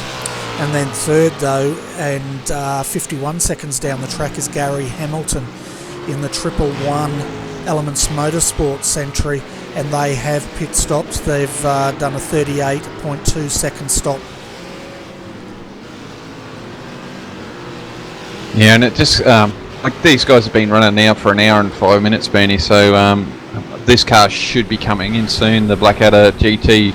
But it just goes to show, and there it comes now. So an hour and 5 minutes for that GT, and that's how long they can run. So and I reckon they've probably got a little bit more if they could stretch it. So you look at those times, they definitely can, if they want, stretch it to a 3-stopper. So but you know, how much time do you lose on old tyres for those extra 10 minutes or so, and it could be a big difference. Yeah, well, the tyre degradation there, I'm not sure. They were consistently running that whole stint, so I don't know how big a part that plays, but the Christian Challoner is jumping into that car now. We'll keep an eye on his time. And where's Gary Hamilton? He will be coming through now onto the main straight to resume the lead. Colin Schweck in the 747 TD Racing's also in the pits, and we'll see if his brother jumps into that car as Gary Hamilton now, 111, comes through to retake that lead. His teammate Scott Tamlin will come through now, and he'll jump up into second. Where's Brad Wooten? Brad's just coming across the start-finish line now, and he's up into third. And Christian Challoner's just coming out of the pits now. His stop was 55.1 seconds compared to Brad Wooten's 64.5 seconds. So I suspect that Direct Clutch Services have had a 10-second penalty there somewhere. Yeah, Bernie, I think so. Looks like they've had an issue there getting into the pits, which is a bit of a shame, but they've got a bit of work to do. But, looking at Brad's times, he's not doing a bad effort there. So, he's definitely loving this car and does a great job. So, he's definitely going to keep this car in contention, especially when Chris gets back into the car. So, that'll be interesting to see Chris get back in this car and see what lap times he can do, because we know he can grab the scruff of the neck of any car and put some decent lap times down, that's for sure. Yeah, that's right, and he'll definitely be closing up as the race progresses. The last of our pit stoppers at the moment, though, folks, is the 666 Team VPR entry. Martin Davis is in that car at the moment. I think they'll put a bit out of sync, because according to my overlays here, they've had 2 pit stops. But looking at your top 5 now that all pit stops have finished, we have Gary Hamilton, Element Motorsports, in the rough, followed by his teammate Scott Tamlin in the 222 Element Motorsport rough. Third, Brad Wooten, Direct Clutch Motorsport Ford GT3. Fourth, we have Christian Challoner, Blackadder Motorsport, number 66 in the Ford GT3. Brett Garidis, 5th in a Ford GT3 for Pagnian Next Level Racing. And then 6th, we have Rod Pinder for SEK Queensland, Pagnian IRF Racing. 7th is the first of the BMWs with Colin Schweck. Looks like he's double stinting in the 747 TD Racing entry. Yeah, I can definitely update the Direct Clutch Motorsports. Just a little bit of a shout out there to Chris. Thank you very much, Chris, for the update. Yeah, definitely a 15-second hold in the pit there for speeding in pit lane. So just come in a bit hot there, Chris, I suppose, and cop that penalty, which is a hard luck. But a bit of work there for you to do later on in your next stint. So it'll be interesting to watch you try and get this car back up near the front there, that's for sure. Yeah, well, the good thing about this team, as well as the Elements team, not discounting them, but this team, their drivers are very closely matched. So, you know, Christopher's done a great job in the first stint there, but Brad's going to bring this car back up. He's only 16 seconds down, which is, if you think about it, is pretty much the 15-second pit lane penalty. Lapping 139.251. So, yeah, they're matching the pace with Scott Tamlin at the moment in second. Yeah, it looks like Brad was a bit quicker that lap around, so you know he definitely has got the pace here in that car, and we have documented that you know Brad's pretty comfortable in the car, and he's actually confirmed that as well to us, that he's loving this Ford GT this season, and it just seems to suit his driving. So it's good to see, and yeah, he's up there with a good pace, and we know Chris can drive the wheels off of anything. So you know, it's good to see him, and you know that's why they've got the number one on their car this season. They were champions last season, and they've got the one on there for a reason. And you know, they're the team with a big target on it, and looks like Element Motorsports are the team that's trying to bring it to them this season. And you know, they're doing a fantastic job. And geez, watch out next season. That's going to be all on again. Yeah, we're up to round 7 here, and the gap between Elements Motorsport 111 and this car, the number one, is only 4 points. So it's all to play for here, as we've probably got, another 4 rounds of the SEK Queensland GT Series? Yeah, something like that, Bernie, and a little bit more info here coming from Elements Motorsports. Thanks, Richard. Adam Newton had a go slowdown, so that's how he lost the lead there early on. So thanks for the information, gives us a little bit of update, and obviously it's good for the viewers that watch this race back in their own time to understand what's going on. And we do appreciate your feedback as well while you're there racing, and the guys on the teams, you know, giving this feedback. It's good to have, and I'm just glad I can have this all running. I'm not having too many issues now, Bernie. It's pretty cool.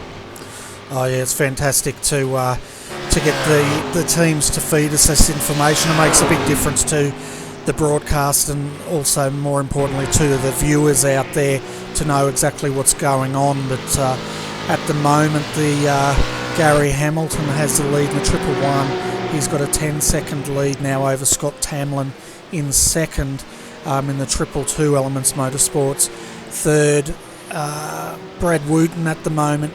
He's lapping pretty much the same pace as the 222 car, sitting in third. Christian Challoner fourth in the number 66 Blackadder Motorsport car. He's the fastest on the track out there at the moment, and 27 seconds down from the lead. Then rounding out the top 5, we've got Brett Garitas here in the Pagnian Next Level Racing Ford GT3 number 17. Yeah, so great job there, George Fullerton, and up into 8th, Bernie, doing a great job there, considering where they've started from. So happy for those guys to definitely push their way up there, and it's been great to see that they've had a good run. Like you said, a better qualifying run would probably help those guys out a bit, but you know, just running the series and that, leaving the runs for a little bit too late, I think. Yeah, and looking down the field, we've got a fairly close battle here. Pavlo Hanna, 14th, is leading Terry Marwood at the moment in 15th, but 0.5 of a second. No, Terry's having a look on the inside of Pavlo here for position. Pavlo on the outside. Oh, he's fighting for it, and Pavlo hangs on there. But that's going to bring Sean O'Brien in the number 90 car up on the back of these two cars. So good battle here for 14th, 15th and 16th. Certainly is, Bernie. Doing a great job here at the moment. That was pretty good driving back there, getting through that corner, but plenty of room around there. There's definitely room to do it. We definitely have those corners here that you can get too wide, and then obviously there's others that you don't want to even attempt it, because the cars are going to definitely cause issues trying to get through the corners. Yeah, that's right, and they went too wide there into that sweeper, and You can do that on entry, but it does tighten up on exit. But both of them have got through. Pavlo, in fact, has got a bit of a gap because of that move. Yeah, certainly has, and you know, it's just one of those things. You know, you lose that momentum and you can drop off. But Terry's showing a little bit of pace here, so he should be able to drag that in. But yeah, he's got Sean. I think it's Sean O'Brien at the moment. They're just hanging on. So if you're not careful, that could cause you to slow down because you're too worried about the guy behind you. Yeah, that's right. You start looking in the mirrors, don't you, and you lose pace. But it's great to see Scott Stevens out there at the moment, 13th for GT Omega JFF Racing. And Scott's one of the organisers with JFF Racing behind the Australian Endurance Championship. And for the viewers that like that championship, the next round has been cancelled.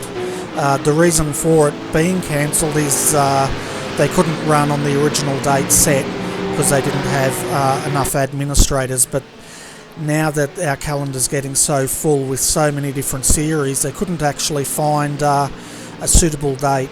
The only date they could find was the 23rd of August, but unfortunately that was going to conflict with a number of other commitments, series both online and offline, so they chose not to run that, which is unfortunate. But you know, these things do happen, and to the people out there that are a bit upset about that, what can I say?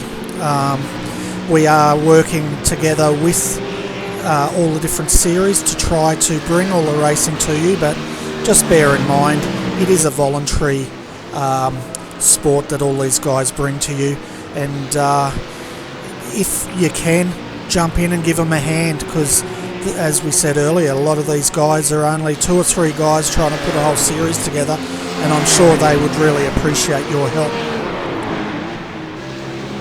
Yeah, you're certainly right there, Bernie. You know, these guys put in a lot of effort, and you know, they do it all on their Pat Malone. I know Scott at the moment's doing the series basically nearly all on his own. He's had a few issues there trying to get this series going in the AEC, and it's a good series. You know, it's a good endurance series, and it's a tough one. And you know, they don't run it all the time. It's in endurance. They don't want to make it a weekly thing or a every month thing, but they're doing their best they can, and I know that they would appreciate more admin to help behind the scenes, because they're trying to make it real life, and you know, they need some race stewards there. So it's just like when you go to a normal race meeting, all the flagmen and marshal there are all volunteers, and you know, they put their effort in behind the scenes to help bring a race to us. So if you got a spare time and I think you can help them out, send a PM to Scotty and say, look, yeah, I'm willing to help you out. And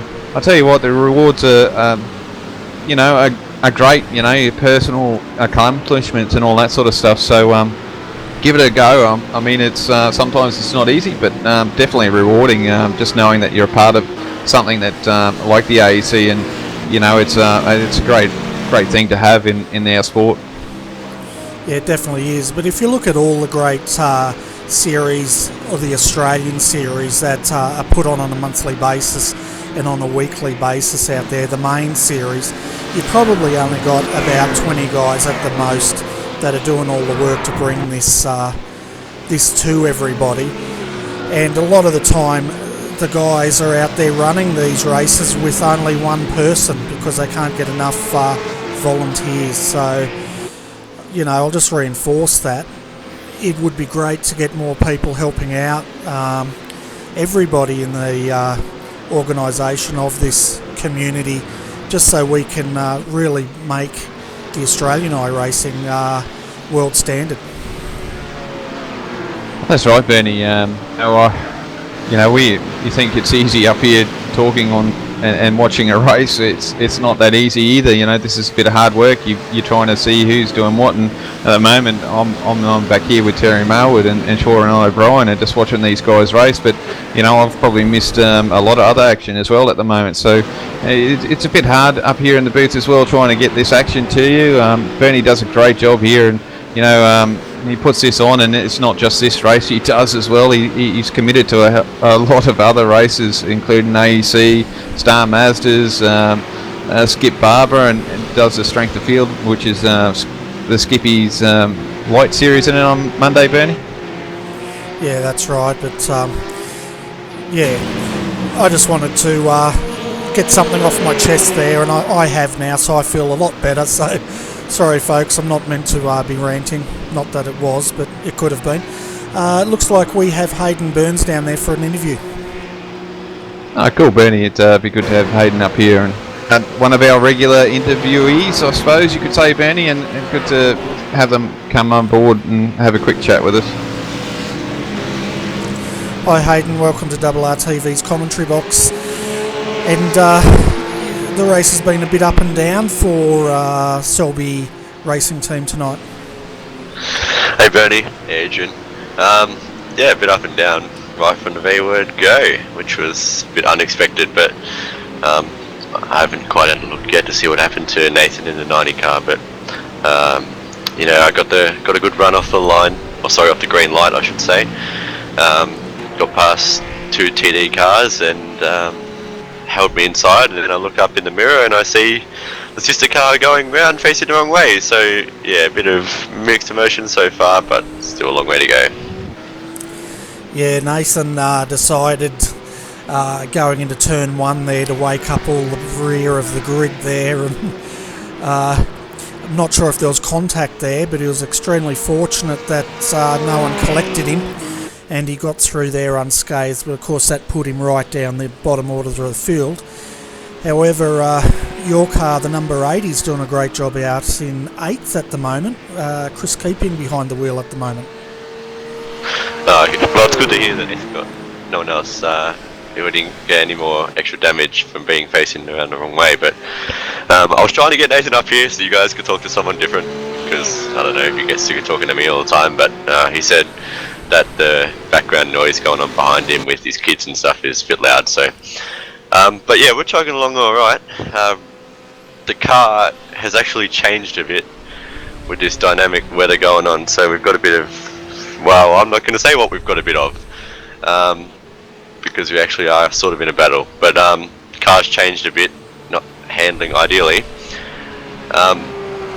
but we're definitely on track for another good result, I think, here. Chris wasn't feeling too confident with the car as I was earlier, and now that she's changed a bit, Chris is feeling a lot more confident, and we just saw George made a bit of a mistake in front of us and gave us a spot, so we can again just keep our nose clean.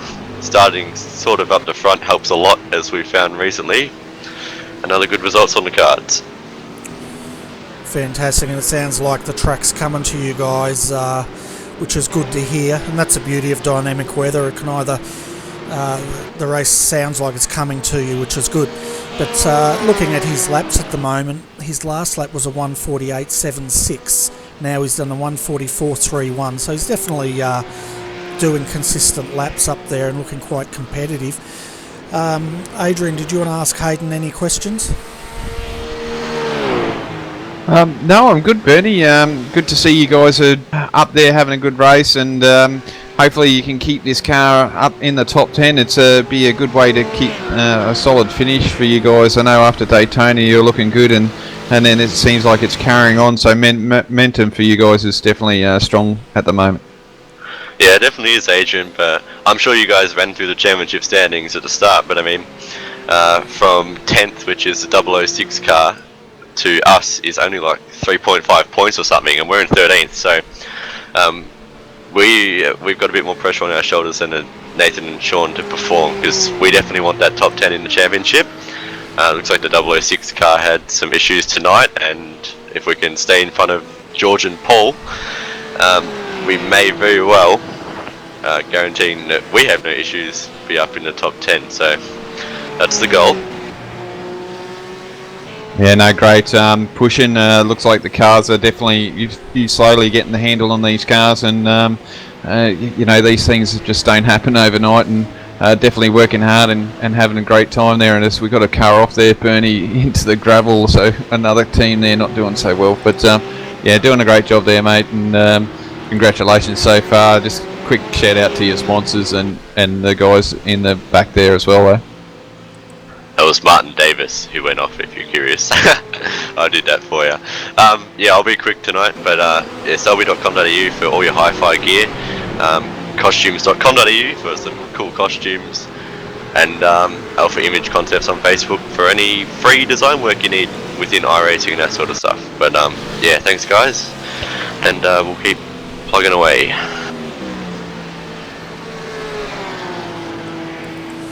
Fantastic. That was Hayden Burns from Selby Motors team here.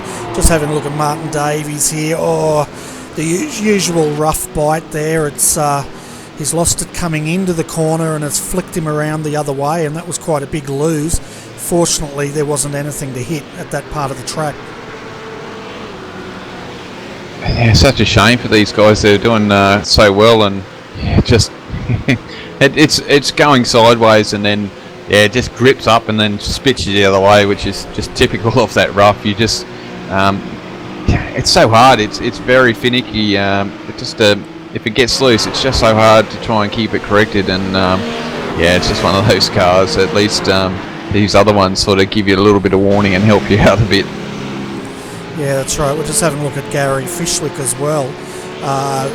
He's run into some trouble there going through the S's, and got quite a bit of front end damage on that car, but it does look superficial. We'll just hang on to this because he's had to lose somewhere along the track here.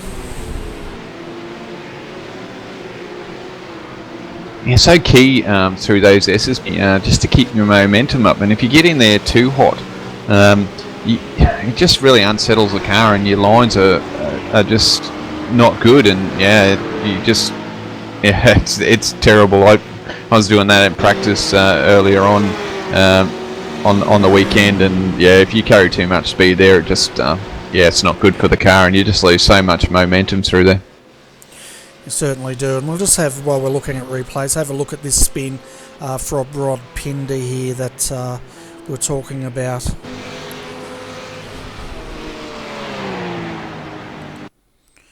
Okay, it wasn't quite a spin. He's gone off wide again, pretty much where Martin Davies did, which has just pretty much put him off into the gravel trap all around the stadium. But he kept it straight. Quite uneventful, really. You just carried a bit more speed again, Bernie.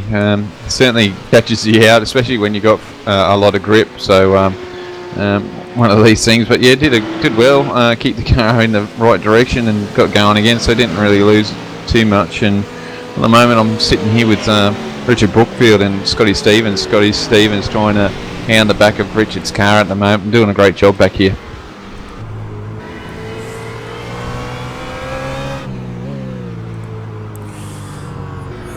He's right up the back there. This might be a good time to do a lap with Scott Stevens in the BMW Z4, and so folks, time again, crank it up and enjoy a lap around Silverstone.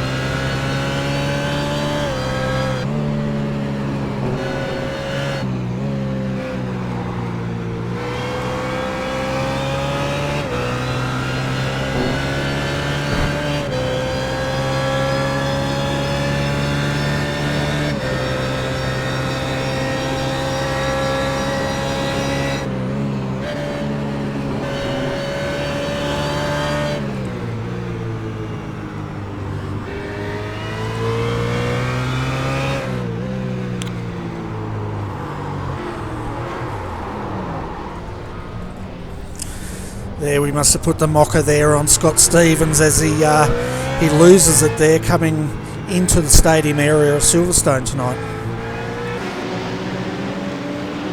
Yeah, it's very tricky part of the track, the stadium, Bernie. And yeah, he's just probably had another stab at the brakes there behind Richard, not to run into him, but the rear end goes around on him, so a bit of hard luck there. He's got a little bit of work there to try and come back, but I love that roof cam on that BMW. It just looks so tough, that bonnet on that BMW. Yeah, it's a beautifully turned out BMW, isn't it? But yeah, so Scott's just going to gather that car up and continue on his way. Yeah, so looks like Richard here, he's got the leader behind him as well, Bernie, so he's going to come under a little bit of pressure here and give some interesting moments here for the leader. Well, this is actually a battle for second here between Brad Wooten and Scott Tamlin. So Brad's already closed up for the second position. Gary's got a lead at the moment of 16 seconds at the moment, but the race for second's definitely on. Yeah, it certainly is, Bernie, and it's good to see that the race will definitely come to us in that last half an hour, and these boys will have to push, and after 3.5 hours, even after 3 hours, it's a big effort, and it's a car losing it there into the stadium area again, so it's a bit tricky here for some of these drivers at the moment. Yeah, well, the stadium area is probably the trickiest part of the track because they're coming off very fast flowing corners there, and all of a sudden they've got to get on the brakes and settle those cars through for all this tight stadium area of the track. Yes, you're right there, Bernie, and being in around there last night in hot weather, the tyres really don't like it if you're pushing it, so you have to be real tentative in hot weather, but these guys are going to be pushing a little bit harder, so we'll probably see a little bit more action because they're just trying to, they think they're really comfortable on grippy surface, but you go out wide and some of these corners look a little bit off camber as well, so once you get to a point you could really lose the back of the car and they'll spit you out the other side. Yeah, that's for sure. And we just saw Brad Wooten there having a go on Scott Tamlin. They went too wide entering the S's, but Brad's tucked back in. He's going to get a good tow here.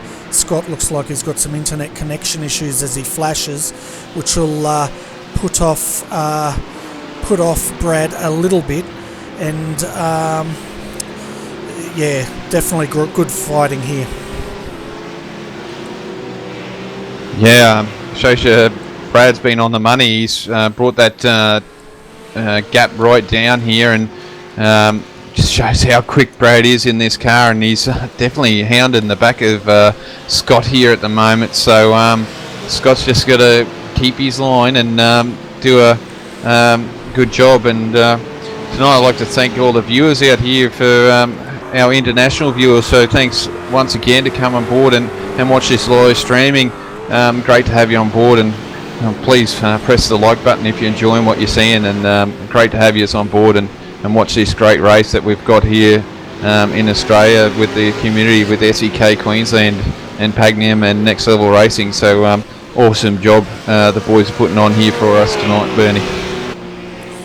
Yeah, it certainly is. It's always great, and a special shout out to all our international viewers out there that are enjoying this race tonight in Australian time, and we really do appreciate it, that's for sure.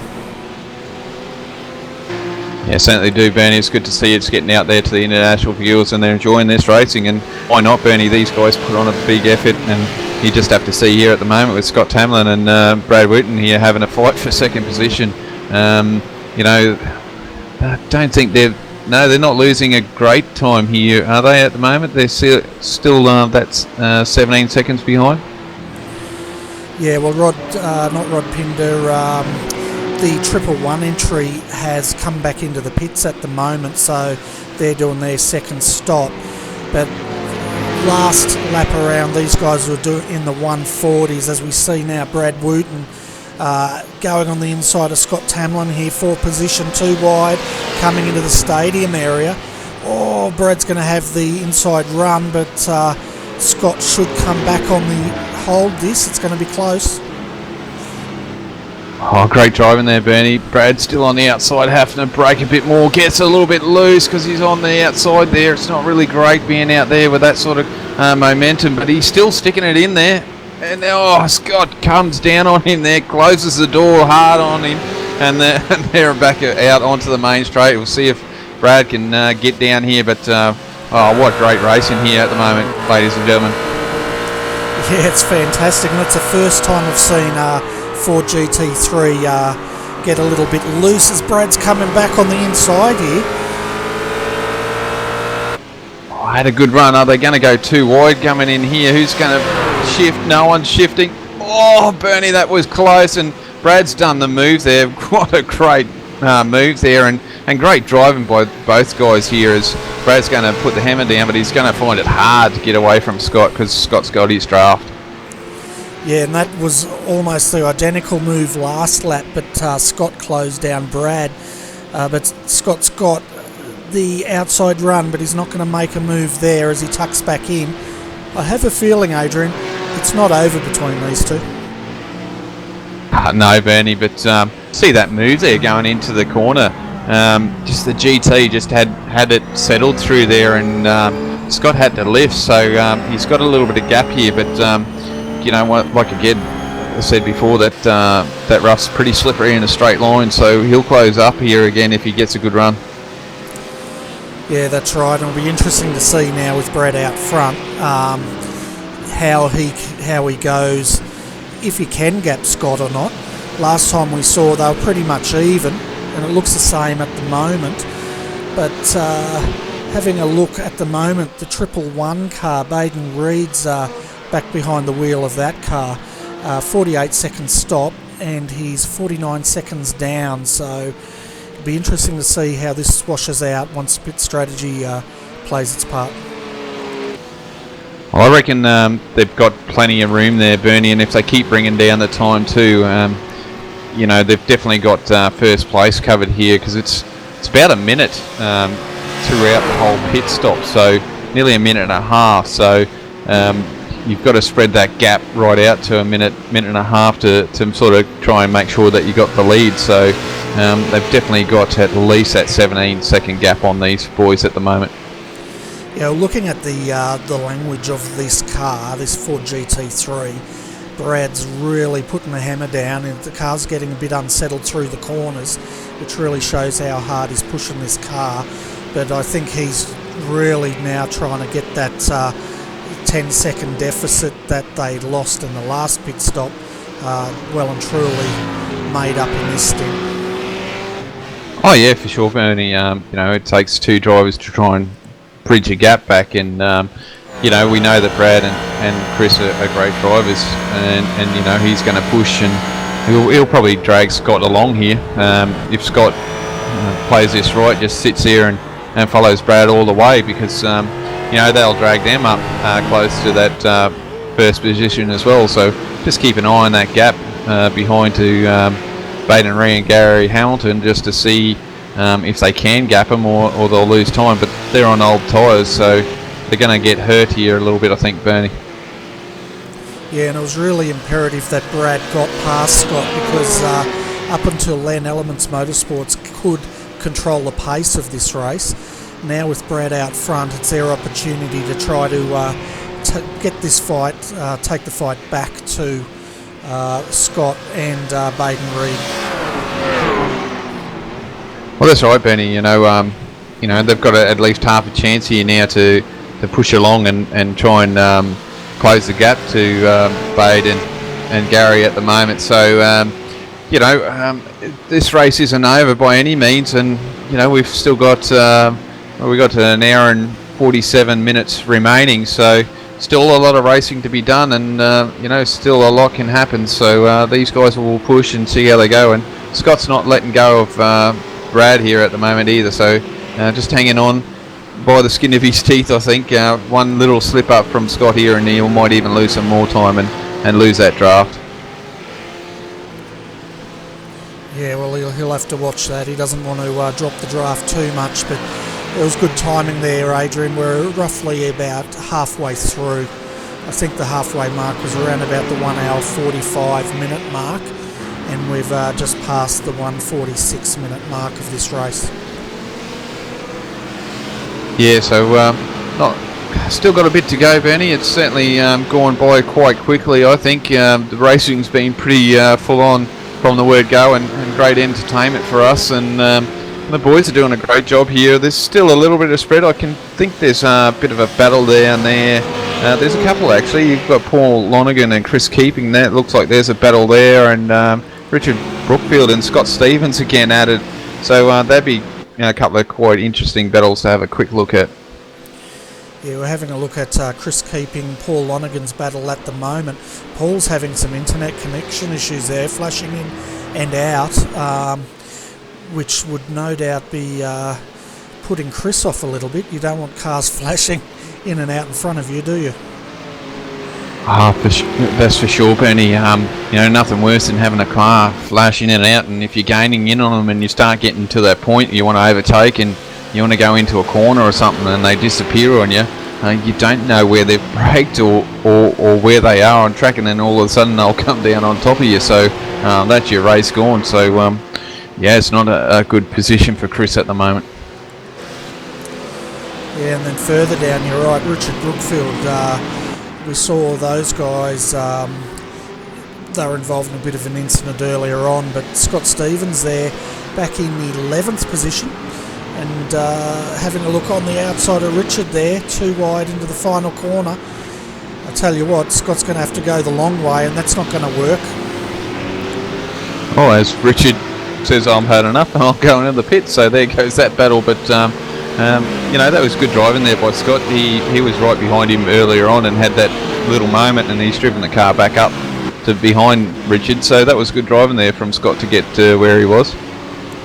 Yeah, definitely. They made a liar out of me, didn't they? That move on the outside did work, so maybe there was a bit of communication there to tell Scott that Richard was about to come into the pits. And there's a bit of a gaggle of cars back here too, Benny. There's like 6 cars here.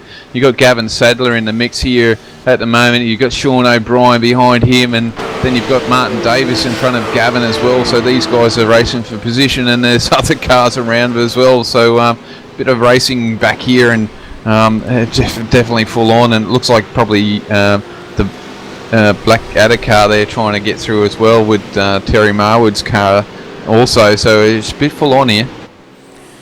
Yeah, it's definitely closed, and Brad Wooten's also our race leader, has jumped into the pits, and let's see what sort of a time he can make. But just having a look, Baden Reed's already just gone through now. Brad Wooten decided to stay in the car, he's just come out. That gap's definitely closed, but it's probably about a 10-second gap now after pit stops. Yeah, probably is, Benny. Up to the telemetries here. It's not. Here we go. I can see on this one here. I've got a couple of running now. So it's about 8-second gap. So definitely close the gap there, which is a mighty effort, Bernie. I must say to close down that much over that stint. So it was a good effort. So must mean that the tyres on that rough were struggling a bit there and lost a bit of time in their last stint while Brad was still chugging away there. So great driving there from Brad. Yeah, the other thing is their pit strategy. If we look at Baden Reed, he did a 48-second stop because, and this is what makes a direct clutch motorsport team so good at what they do. They had to make about a 15-second deficit up, so they did a 36.6-second stop, which has brought them back into the race. Well, that sort of gives you information. I still think that that means direct clutch are definitely going to go for another stop without a question of doubt. I mean, you've got Brad in the car, and we know Brad does a great job, but we also know Chris can wring the neck out of the car as well. So I reckon Chris is going to jump back in that car, Bernie, and they're going to have another short fill and fresh tyres. I reckon they're going to put tyres on it to give them every advantage to run these guys down, to give them a chance to get that win tonight. Yeah, well, with an hour and 41 minutes to go, I can't see any cars making it home from here yet. Even if they come in now, I think the last half hour they're going to have to do a pit stop. And as you said, I think they'll throw in Christopher in to bring this car home with fresh tyres, and then it's going to be on in the last half an hour of this race. Yeah, that's for sure. I reckon Brad probably do 50 minutes, Bernie. They'll get him in with 50 minutes to go, and I reckon Chris will take it there, 50 minutes to go, fresh rubber, and he'll push hard. We already seen there that Brad's made a gain there of, there's only 8 seconds behind. He's only 8 seconds behind Baden there at the moment, so he's done a fantastic job, and keep him in there while he's hot and feels comfortable, and he's got fresh boots on there, so he's going to rocket in the times there. And I'm just trying to see where he is. Yeah, he did a 38.3, which is 3/10 up on Baden's last lap time, so it just shows you how quick Brad is at the moment. Yeah, and Scott Tamlin's in, Adam Newton's jumping into that car. These guys are going to have to make a mighty quick stop, otherwise they're going to find themselves well and truly jumped by Brad Wooten here. Just keeping an eye on them at the moment. Baden Reed's coming across the start-finish line now. Brad Wooten's just entering the main straight. Where is... And Adam Newton still sitting there taking tyres. Car's down now. Brad Wooten's through for second position. Yeah, so basically they were stopped for 45 seconds there, Bernie, and total pit time there. So when they drove in was 1 minute and 9. So not the quickest there, that's for sure. But looking at Brad Wooten's full stop there, he did a 59. So he was actually quite a 10 seconds quicker than Adam Newton. So definitely a big jump there by those boys. Yeah, and definitely playing the numbers there to get that car back up here into position. They're only 8 seconds down from taking the lead now, so they've pretty much halved that deficit already with one pit stop to go. Yeah, that's right, Bernie. So a lot of pit strategy going in there, so it's great to see. And our race leader Rod Pinder for SEK Queensland in the rough is just coming in the pits now. So it's good to see these guys up there getting a bit of TV coverage for the sponsors. Yeah, these are the guys that won here. I think the last time we ran at Silverstone, Bernie. So I think they did anyway. I know they actually won a race here. I'm just trying to remember that when it was, but they came in and they threw tyres on the end at the end there, and we were questioning if it was a good idea, but it definitely proved to be the best one because they had a nice solid car and ran down the leaders. Yeah, so Rod Pinder stepped out of that car. Guy Leach is stepping back into it. They're currently sitting in fourth as the pit stops start going through. But at the moment we've got Colin Schweck TD Racing yet to stop in the 747 entry. I think they're the last of TD Racing tonight's running, currently in the lead. Yeah, the last TD Racing car running at the moment and doing a great job. As we see here at the moment, Colin's done all the driving. He's done 63 laps at the moment, so putting in a mighty effort here, Colin is. So Tim's still yet to jump into the car. And Ewa Hornakopi here, I'm just going to work out what's happened to him. He's down in 17th at the moment and 1 lap down, but he just put in the fastest lap, a 1:38.364, and that's the fastest lap of the race so far. I believe they had some internet issues, Bernie. Once again, the internet not working too well with some of these teams, and they're dropping out for whatever reasons. We don't understand it fully. Just bad luck. I know Yuha and Christian, and I believe there's another driver out there that's international and struggled with the ping levels, but. Yeah, it's just one of those things, but we have seen Australian guys drop as well, so it's just not international issues, it's just that they're not working well with the server tonight. Yeah, that's right, and as I said earlier, it seems like in this race someone in the field tends to always have an internet connection issue. Not the same people, of course, but it's one of those things that plays a big part in these long distance races. Yeah, it certainly does, and I mean the biggest thing for the international drivers that running on our server, it's not so much the connectivity. I mean, you know, they probably have can be connected to our servers quite well and race quite well. It's more the netcode that is a bigger issue with those guys, and that's just the information that it's sending. It will just get missed by a single decimal place, and you know, we'll have these contacts that we see that you look on there and there's no contact at all, but that's part of the racing. We all accept it and we understand it, so we'll keep moving along. We just had a Blackadder car go off in the stadium area there, and I'm not sure who that was, but UR has just also set another fastest lap at 1:38.266.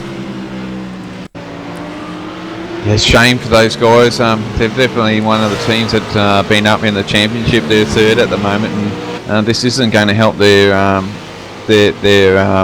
championship points whatsoever, and it's going to push them down. So it's really going to be an Elements Motorsport and direct clutch run to the end, and we know Elements has got that at the moment and stretching the lead once again, you know, at the moment with them in the lead. So a little bit of work for the direct clutch boys to take this home to the end of the season. We're slowly running down in rounds, Bernie.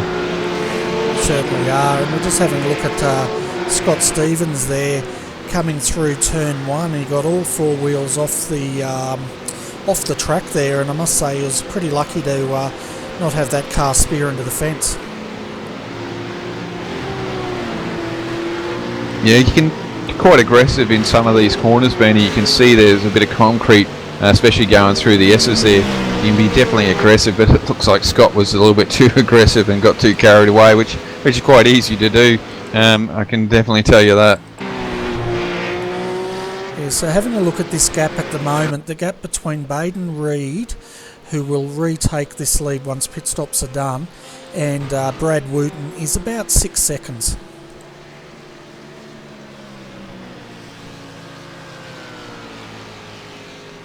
Sorry about that, Benny. I missed that. Interrupted. One of these things of being at home, not in a real booth. You don't get those sort of interruptions. But the race is going well, and it's looking great. Certainly is. So the gap between Brad Wooten and Baden Reed, 6.3 seconds now. So Brad's definitely closing that gap up on our race leader, the 111 Elements Motorsport. He certainly is, Bernie. I just once again can't reiterate that how much Brad is really enjoying this car. It's just great to see someone get in there and do a job. I think he probably struggled a little bit in the Porsche. We saw that he wasn't quite as quick and sort of compromised a bit more on Christopher's setups, but in this GT, Bernie, he is absolutely loving it and putting the times down, and just goes to show how close they are in this GT and having a great time of it and putting the times down, isn't he? He certainly is, and for all our viewers out there, thanks for joining the live broadcast. It's fantastic to have you on board. If you have any questions, put them in the YouTube comments below, and I'm sure Adrian can have a look at them.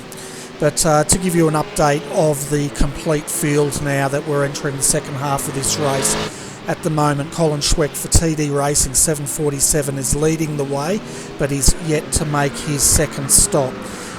Once he does, Baden Reed will take the lead for Elements Motorsports.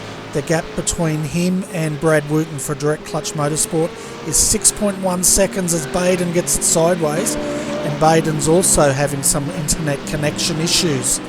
Brad Wooten currently third, second on the track outright. Then the second of Elements Motorsports is sitting in third with Adam Newton behind the wheel of this car at the moment, and some 16 seconds down from Brad Wooten.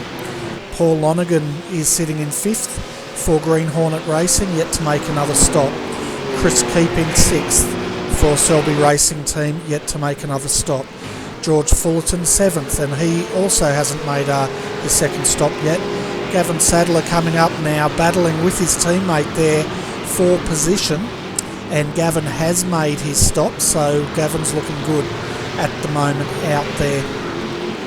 9th we have Scott Stevens for GT Omega Racing, jffracing.com in 9th. Then followed by Guy Leach, SEK Queensland Rough. 11th Martin Davies. Sean O'Brien in 12th.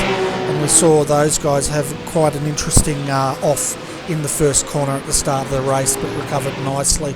Pavlo Hanna for KRF Motorsports is sitting in 13th. And the last car on the lead lap is Matthew Newton here in the 68 in 14th position, and he is partnered with Ewa Hanakopi, who's got the fastest lap of the race so far. Nick Rainbird for 006 Last Minute Racing in 15th, first of our cars one lap down. Matthew Dignam right behind him in 16th position. Sorry, there's Ewa Hanakopi in 17th. So I messed that up. These guys have been having internet connection issues tonight. They were in the top 5, but have struggled quite a bit. Philip Stoneman in 18th position. Lewis Kugeley 2 laps down, 19th for Blackadder Motorsport. Those guys were quite competitive at the start of tonight, but slipped down due to various issues. Gary Fishwick, the last of our runners here, in 20th position. Now looking at our retirements, we've had Michael Hammond for Laser Racing retire, Pat O'Hara, TD Racing, and Aaron Osborne, Tim Ballinger, TD Racing have also retired. So Adrian, after that update, 3 retirements and 20 cars still on track. Yeah, no, great effort from the guys. 3 retirements. Obviously, there's we know at least one of them is due to internet issues and a driver not being ready for that to happen and didn't get in the car, and it's definitely destroyed their chances of racing. Few issues there with the sister team car there as well, obviously early on as well, and kept happening. So they had a bad race tonight, and I'm not sure with Michael Hammond, probably the same issues. You know, once you get through your 2 quick repairs, you basically got to struggle with a damaged car all night long, and for 3 hours with a damaged car is not great, that's for sure. Yeah, that's right. And at the moment, though, the Schweck brothers they're stretching this stop. They're still going around. Most of the front runners are stopped now, and having a look at this gap, they will lose the lead, of course. 13-second gap at the moment, back to Baden Reed. But Baden's no doubt looking in his mirrors, because Brad Wooten now is 3.7 seconds down and closing by 0.5 of a second last lap. Yeah, isn't that great to see? Brad's really on the money, isn't he? And yeah, he's closing this gap down. I mean, yeah, half a second quicker previous lap. So, you know, it's that's a lot of time there to gain over this distance. And yeah, the fight's on even before we get to that half-hour mark, and it's going to make it real interesting for that last half an hour. That's for sure, Bernie. And I reckon Brad can see this red rough in front of him, and he's just going to keep knocking those times through and trying to catch him. And yeah, definitely Baden's having a few internet issues there at the moment. Yeah, that red rough would look like a red flag to the bull, and the bull being Brad Wooten here as he's closing up.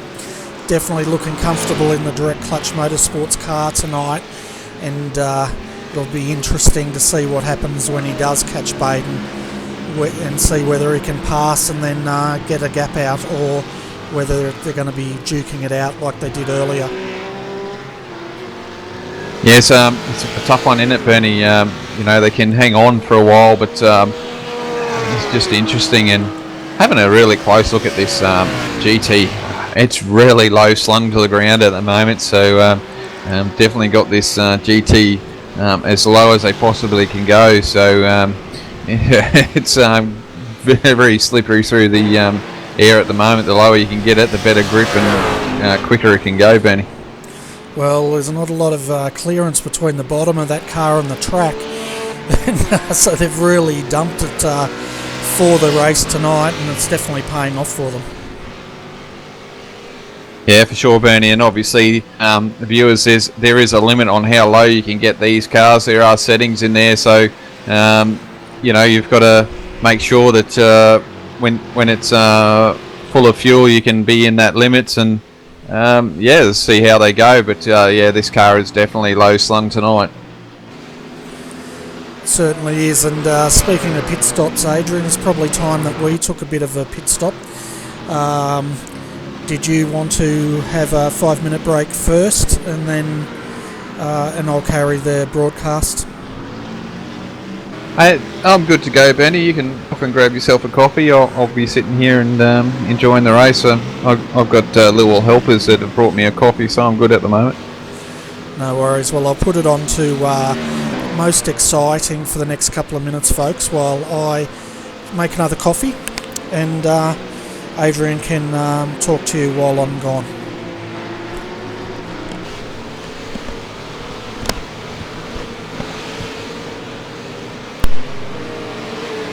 So at the moment, most exciting, yes, we're coming through here, but just hopefully we're on the same page here, and you'll keep up to date. At the moment, it looks like we're on Scott Stevens, and doing a great job here at the moment for the Omega GT1 Omega BMW, having a great race, and I believe he's fighting for a position here with Martin Davis, so they've recovered quite well, and this battle's been going on most of the night. As we saw there, Martin Davis going a little bit wide and doesn't really do well through the next corner in the stadium area, and Scott closes in on him as we're coming around on the last corner here, and Scott closes in again, so he got a good drive here.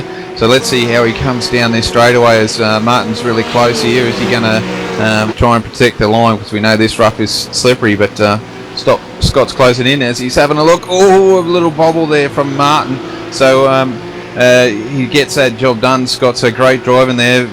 Martin sort of like tentative, didn't expect him to be down there, but great driving by both guys there, as Scott gets a little bit of a lead here. So Scott's got probably a better setup than Martin at the moment.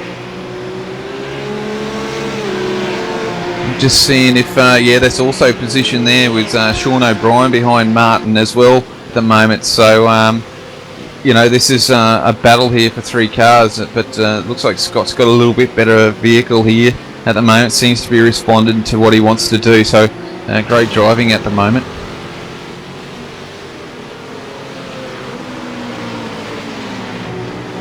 And still out in front is Colin Schweck. Baden Reed is in second. The gap, I'm trying to check the gap here, is 15 seconds. I've just lost Baden just because of that issue, so a bit of a shame there, but at the moment you can see Martin still on the back here. He hasn't dropped off from Scott, so he's doing a great job here at the moment. Can't give you a gap between Colin Schweck and Baden, because Baden's not on my monitor at the moment. Just one of those little things that obviously internet issues, as we've got Scott's going around a car at the moment, and that's Guy Leach, so hopefully when Bernie gets back we can do a quick replay and see what happened to Guy there. He looks like he's come off through the stadium area, and it's dropped him into the clutch of Scott here at the moment, as Scott is having another look, and Guy Leach is a little bit more aware of that sort of move, so he closes the door at the moment. Coming up to the S's, Guy's got a little bit of a breakthrough there, as Scott's closed in a bit. We'll see how he comes out of here, and we know that this car of Guy Leach's is quite slippery in a straight line. He's definitely on the number. It's just had a few issues tonight.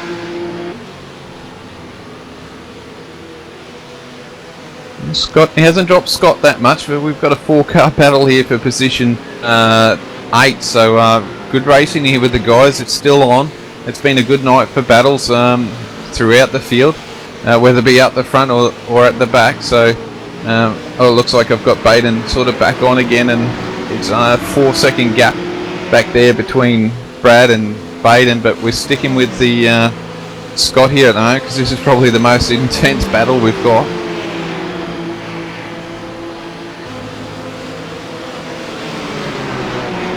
Scott's just looks like, oh, he's going to have a look here. No, not close enough. Great driving here by Guy. He's keeping to his line. Martin Davis having a look at Scott, because Scott's trying to figure out how to get his car around Guy here at the moment. So great driving here by all the guys in this little battle for 8 as that gap opens up, and it looks like Sean's diving into the pit, so he's getting his pit stop done. He takes him out of this battle. And that front, Colin is still in the lead here at the moment, so he's still plugging away. So their pit stop should be coming up soon, folks. Not sure when that will be, but definitely a long haul stop, this one. So I reckon they're going to only try for one more stop, but it's a bit of a push. But with the numbers the way they're going, it could be a possibility, but we'll see how they go. But at the moment, we're still with Scott here at the moment. So Scott's doing a great job here with Guy Leach.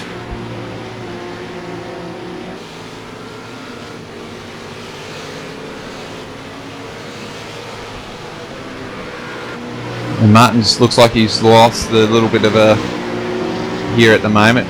And Scott's still hanging on, so not a lot going on here at the moment. So I'll quickly run through the order here, at least the top 5, while we're still watching the battle here. And it looks like Guy might, if he gets that break, he'll definitely get away from him. So in first position is the 747 by Colin Schweck, driving at the moment. In second is the 111 Elements Motorsport with Baden Reed behind the wheel. In third is the number 1 car with Brad Wheaton behind the wheel. In fourth we have Adam Newton for Element Motorsports 222. In fifth is Gavin Sadler in the 17 Ford GT. In sixth is Paul Lonergan in, I believe that's a Ford GT as well.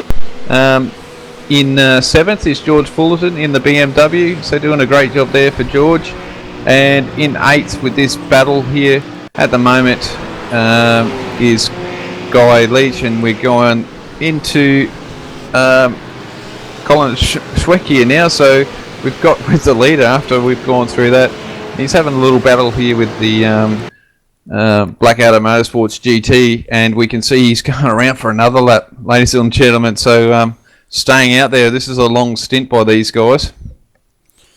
Yeah, it certainly is, and we're just having a look at this replay. Guy Leach there, just losing it a little bit going through the stadium, which would explain how Scott Stevens, Scott came on the inside there as Guy re-entered.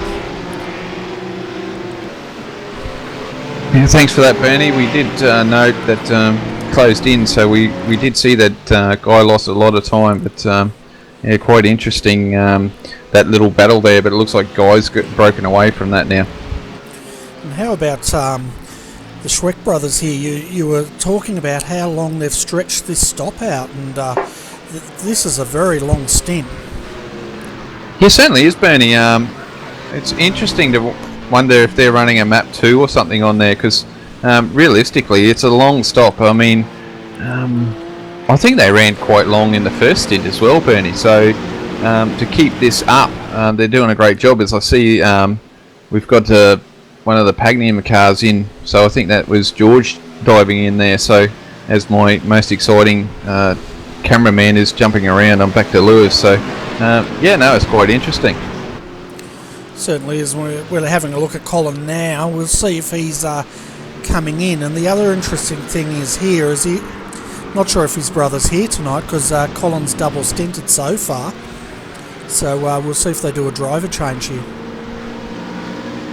Well, on the entry list, he's definitely on the entry list here, Bernie, and it's highlighted white, so he's definitely on the service. So it's unusual that Colin's done the double stint here, and maybe it might be a payback from last week. I believe it happened last week. So actually no, that'd be wrong. I think Colin did the double stint as well last week. So yeah, it's quite interesting to see what's going on there. But doing a great job, Colin, out there running this long. So you know, it's good to see the boys having a good run for a change, considering last season they were in the rough and had a bit of a bad time of it.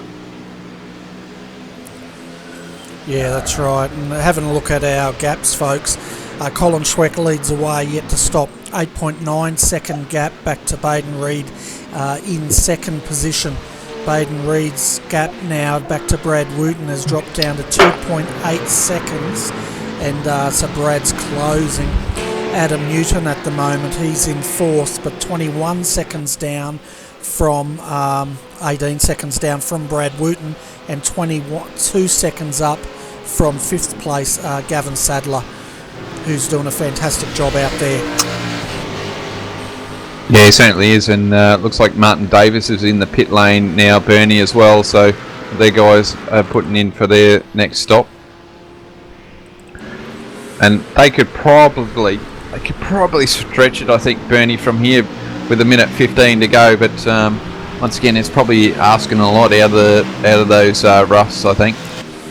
Yeah, I think so, and maybe this is what the Schweck brothers are trying to do with this long stint, is put them in a position where they can run this to the end after the next stop, where I think the other guys are going to have to stop one more time. We'll see. Maybe I'm just speaking through my backside, who knows. But at the moment, the gap's down to 7.8 seconds to Baden Reed, and then the gap now to Brad Wooten is, what is it? 2.9 seconds. Yeah, it is closing. I mean, but Brad did a 38.8 then, and Baden did a 38.6. So. At 38.86, so they're close, and Brad's definitely closing, but it looks like Baden's responded to the way Brad's running and picked up the pace, but Brad's done a great job to get that car that close, and with another pit stop coming, you know, with the pit strategy, they could be definitely nose to tail when they come in and do their last stop. Yeah, definitely, and it looks like we've got Scott Stevens down there in the green room, so I'll bring him up and we'll have a quick chat with Scott. Yeah, sounds good, Bernie. Hi Scott, welcome to RRTV's commentary box. Your race is looking good out there, currently sitting in 12th position with Damien Carr behind the wheel. G'day Adrian, hi Bernie, thanks for having us up here.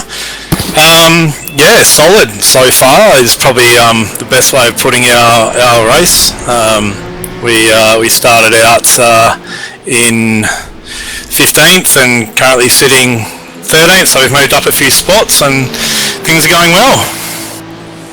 Yeah, well, it looks like you're up to 12th now with Sean O'Brien right behind you, so maybe Damien just made that move, but the car's definitely looking good out there tonight, and it looks like it's behaving itself. Unfortunately, we were on board with you on the roof cam when you did spin, so we did catch that in super slow-mo. Thanks guys. Yeah, so go on. I was going to say, yeah, you can blame that one on commentator's curse, but yeah, looking good for a top 12 finish at the moment. Yeah, the setup's pretty solid. I don't think we've really found the sweet spot in the setup fully yet.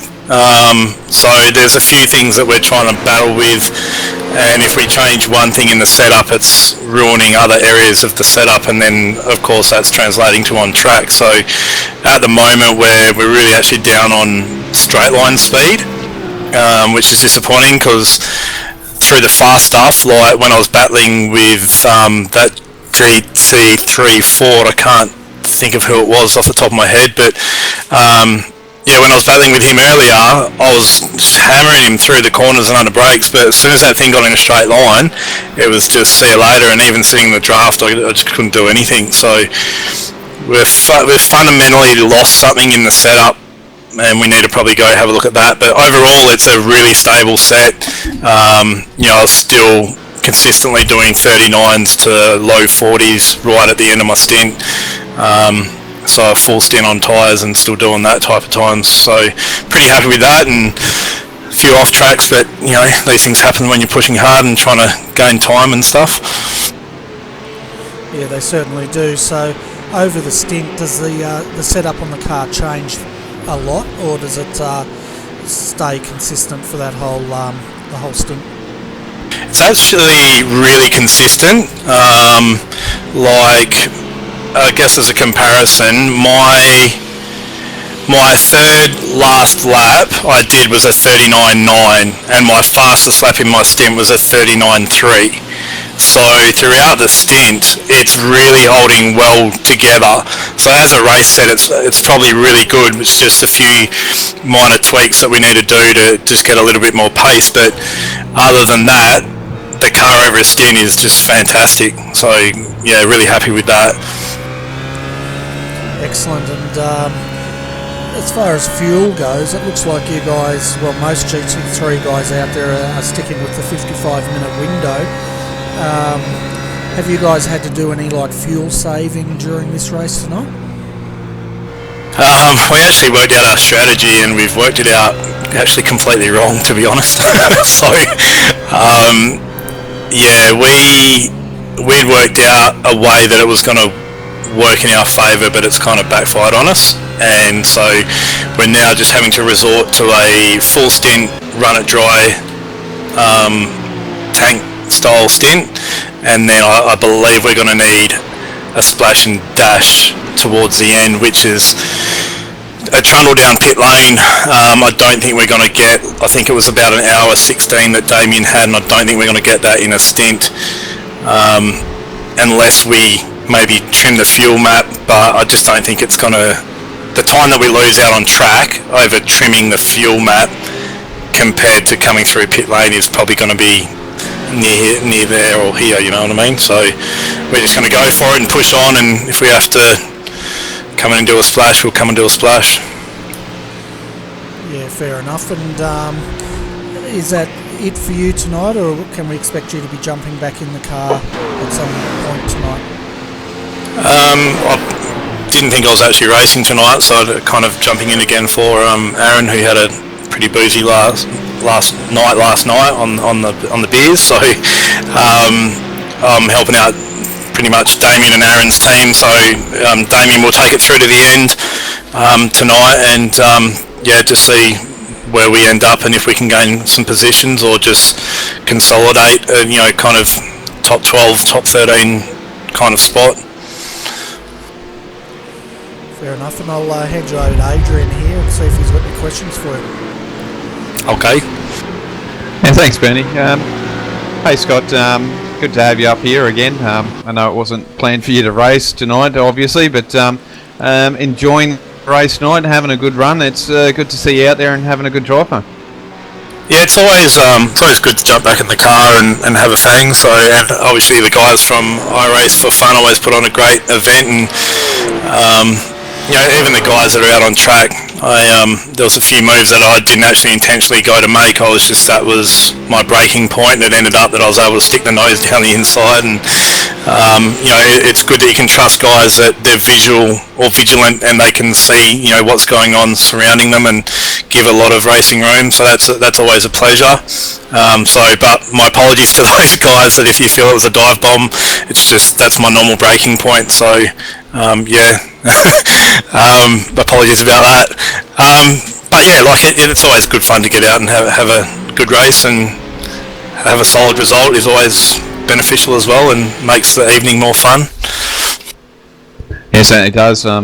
Myself, I'm just starting to step back in the car a bit more and get some fun out of it. But how was the BMW in the draft? I know with some of the teams, I'm connected with a team there, and they just found the front just really struggling for grip once you're in the draft, and we know there's a lot of draft here at the historic raceway here at Silverstone. Yeah, like I was saying before, I guess draft for us is a nil effect because we've trimmed the car out differently to be fast through the braking in the corners. The BMW tentatively it likes a long flowing corner rather than the kind of more stop-start corners that the rough kind of likes, and the Ford GT3, well, that thing's just got power, so it's able to use it, and is probably the car to have in the series at the moment, even though there's some roughs out the front that are pretty fast and smashing out some very quick times. Excuse me. So from that point of view, Damien and I ran the 24-hour last weekend, the official 24-hour, and we used the Ford GD3. And dead set, if we could change in this series, we would do it. It's just a phenomenal car to drive and have beneath you. I think we're almost at the peak of what we can do with the BMW for us. You absolutely find refinements now, but like I said, you fix something here or there and then you lose it elsewhere, so it's that compromise, and to have a quick car over a full stint is better than having a quick car on good tyres but then a really crappy car on old tyres. So yeah, that's the set that we went with, and so far not too bad, and sitting P11. Yeah, no, doing a great job out there, and it's once again good to see you out having a bit of fun instead of being all that admin work, which is a lot of work, and I know it can be a bit stressful at times, but good to see you out there and having a bit of fun. And hopefully we'll see you out there again once again, and enjoy yourself behind the steering wheel. And yeah, we see that you do the Spa events as well and do a great job there, and keep up the good work in your other adventures there. And thanks for coming up and having a chat with us. I was going to say before you go, Scott, give a shout out to all your sponsors out there, will you? Yeah, definitely. Obviously, factory backing from GT Omega Racing, so a really big shout out to them, and thanks very much for their time and effort that they put into the team. Very rewarding, and obviously some big works going on behind the scenes with those guys for a few other ventures that we're looking at in the Australia-New Zealand community. And Sim Racer, which is the one and only magazine that you can get for all your sim racing needs, and a really helpful magazine that helps with driving techniques and tips and computer information and that kind of stuff. So big shout out to those guys as well, and obviously all the boys back at JFF Racing and RRTV and Adrian and Bernie, you guys, for obviously the broadcast and the efforts that you put in, and iRacing for fun for the series. Thanks to those guys. Fantastic. Well, thanks for popping in, Scott, and best of luck for the rest of the race. You're currently sitting in 11th at the moment, so let's see if you can get that car into the top 10. Yeah, thanks guys. Have a good night, and cheers for having us up here. So folks, that was Scott Stevens, currently partnered with Damien Carr for JFFRacing.com. They're currently sitting in 11th position, but I tell you what, Adrian, the race is closing in now. 0.7 of a second from Brad Wooten up to Baden Reed here. Yeah, certainly is, Bernie, and here we go again. I'm having a few more issues again. It looks like my button's stuck on at the moment, so hopefully there's no more noise. It's pretty quiet at home, but it's definitely full on, and as we said, this race is going to be right from the wire. I was expecting a half an hour to go, but the boys have turned it on for us tonight. Certainly have. It's 1 hour and 3 minutes to go here. Brad Wooten is closing in on Baden Reed for the lead, and it'll be interesting to see here what happens when he does catch him. You know, it's one thing catching someone, it's another thing passing, as we've seen tonight. Yeah, you're right there, Bernie. These are both accomplished drivers here at the moment, and you can see there Brad's really on it. He definitely wants to close in here and try and make the move, and obviously leading the race, you've got your own style, and we can see here Brad's quite racy at the moment and definitely wants to pick his own lines and take his own brake marks instead of trying to be stuck behind that car and get a dirty windscreen, which we know that happens with these guys. So he wants to get through here and put their authority, and they've got to try and win here, Bernie. They've got to close that gap and get those points back that they lost last week. Yeah, definitely. They were in quite a bit of trouble there, as we see Baden Reed now dive into the pits. He's chosen to do that instead of battling it out here. It'll be interesting to see with pit strategy what sort of times they look at, but Brad Wooten at the moment has taken the lead with Baden Reed in the pits. Yeah, and this will be their last stop, Bernie. There's no doubt about that. With just over an hour to go, they could stretch this to the end. I've got no doubt on that. And look, I reckon Brad will be in another 10 minutes. That's my guesstimation, that's for sure, as Gary's jumping in the car now. But these are only guesses. This is only my thoughts on where these Brad Wooten and that's going to come out. But with 50 minutes to go, their tyres aren't going to go off, and gives them a bit of time and a shorter stop, I think, too, Bernie. 10 minutes less in fuel. Yeah, well, at the moment they're throwing the fuel in it.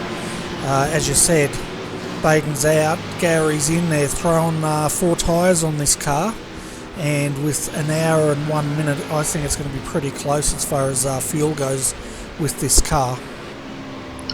Yeah, that's for sure, Benny. We know for certain that the tyres last for an hour. They're not happy by the end of the hour, but they can definitely hang on for an hour. And the fuel is definitely an hour's worth of fuel. Can you stretch it? Yeah, you can, but you're going to have to watch your numbers and make sure you can do that. And as long as you know what you're burning, and there's plenty of apps out there. I know that, Bernie. You've got definitely a lot of different apps out there that can help you. I think there's Fuel Buddy, there's iSpeed, so there's definitely a lot of apps out there for these guys to utilise and help them through their racing. So, and that's what they work on week in, week out with their strategy, so they understand. The only thing that they don't know come race day is the temperature. Yeah, that's right, but you're spoiling the tension I'm trying to build for this last hour. I'm trying to insinuate they may not make it. Well, they're still not, Bernie. It's going to come down to how well you drive, and because it's so cold out on track, they're going to burn a lot of fuel. So at the end of the day, if they push too hard and use too much fuel, yeah, they can definitely not make it on fuel. And they've got to push, Bernie. That's the problem. These guys are going to have to push because they know they're going to get passed by Christopher Osborne and Brad Wooten if they don't, because at the end of the day, those guys were hammering it. We could see them closing down on them. 2 seconds to go, and they pitted, and they were right on them. So they're going to have to push, and they could run out of fuel. There's a big possibility that they could. Yeah, well, we've got Christopher Osborne into the car now. They're throwing tyres on. Gary Hamilton goes through to take the lead again, whereas Christopher is still sitting in the pits. Tyres are on now. He's just leaving, so I think there was a 54.7 second stop compared to Gary Hamilton's 44.7 seconds. So the 111 have made a very short stop of it, which would make me think whether they're going to have enough fuel or not. Well, this definitely is going to make it interesting, Bernie. I didn't think the boys would come in this early, to be quite honest, but obviously they want to get Chris out there and try and get him to put the pressure on them and think that they might run out of fuel, and it could be a good possibility. We know that GT can last a little bit longer. We've seen it before, but yeah, it's going to be interesting here. Yeah, well, with Gary Hamilton's now behind the wheel, that car with the 44-second stop, I have a feeling they may have short-filled that a bit to get the gap. If they have, these guys will probably have to go into fuel-saving mode towards the end of this race, which means Christopher Osborne won't, and it's going to be mighty close at the end of this. Oh yeah, that's right, Benny. It's definitely going to be close, and it'll be interesting to see what lap times they're doing as well. Obviously, we're going to have to wait for Gary to go around one more time, and we've got Christopher. He's got to go around 2 more before we see what sort of lap times they're doing. But if they're doing close to early on, they're going to be burning a lot of fuel. Yeah, well, Gary did a 1:39.145 that time round, so he's definitely putting the hammer down. He's the fastest car out there. His teammate Adam Newton is in big trouble here. He's come undone big time, and this is going to really affect his race.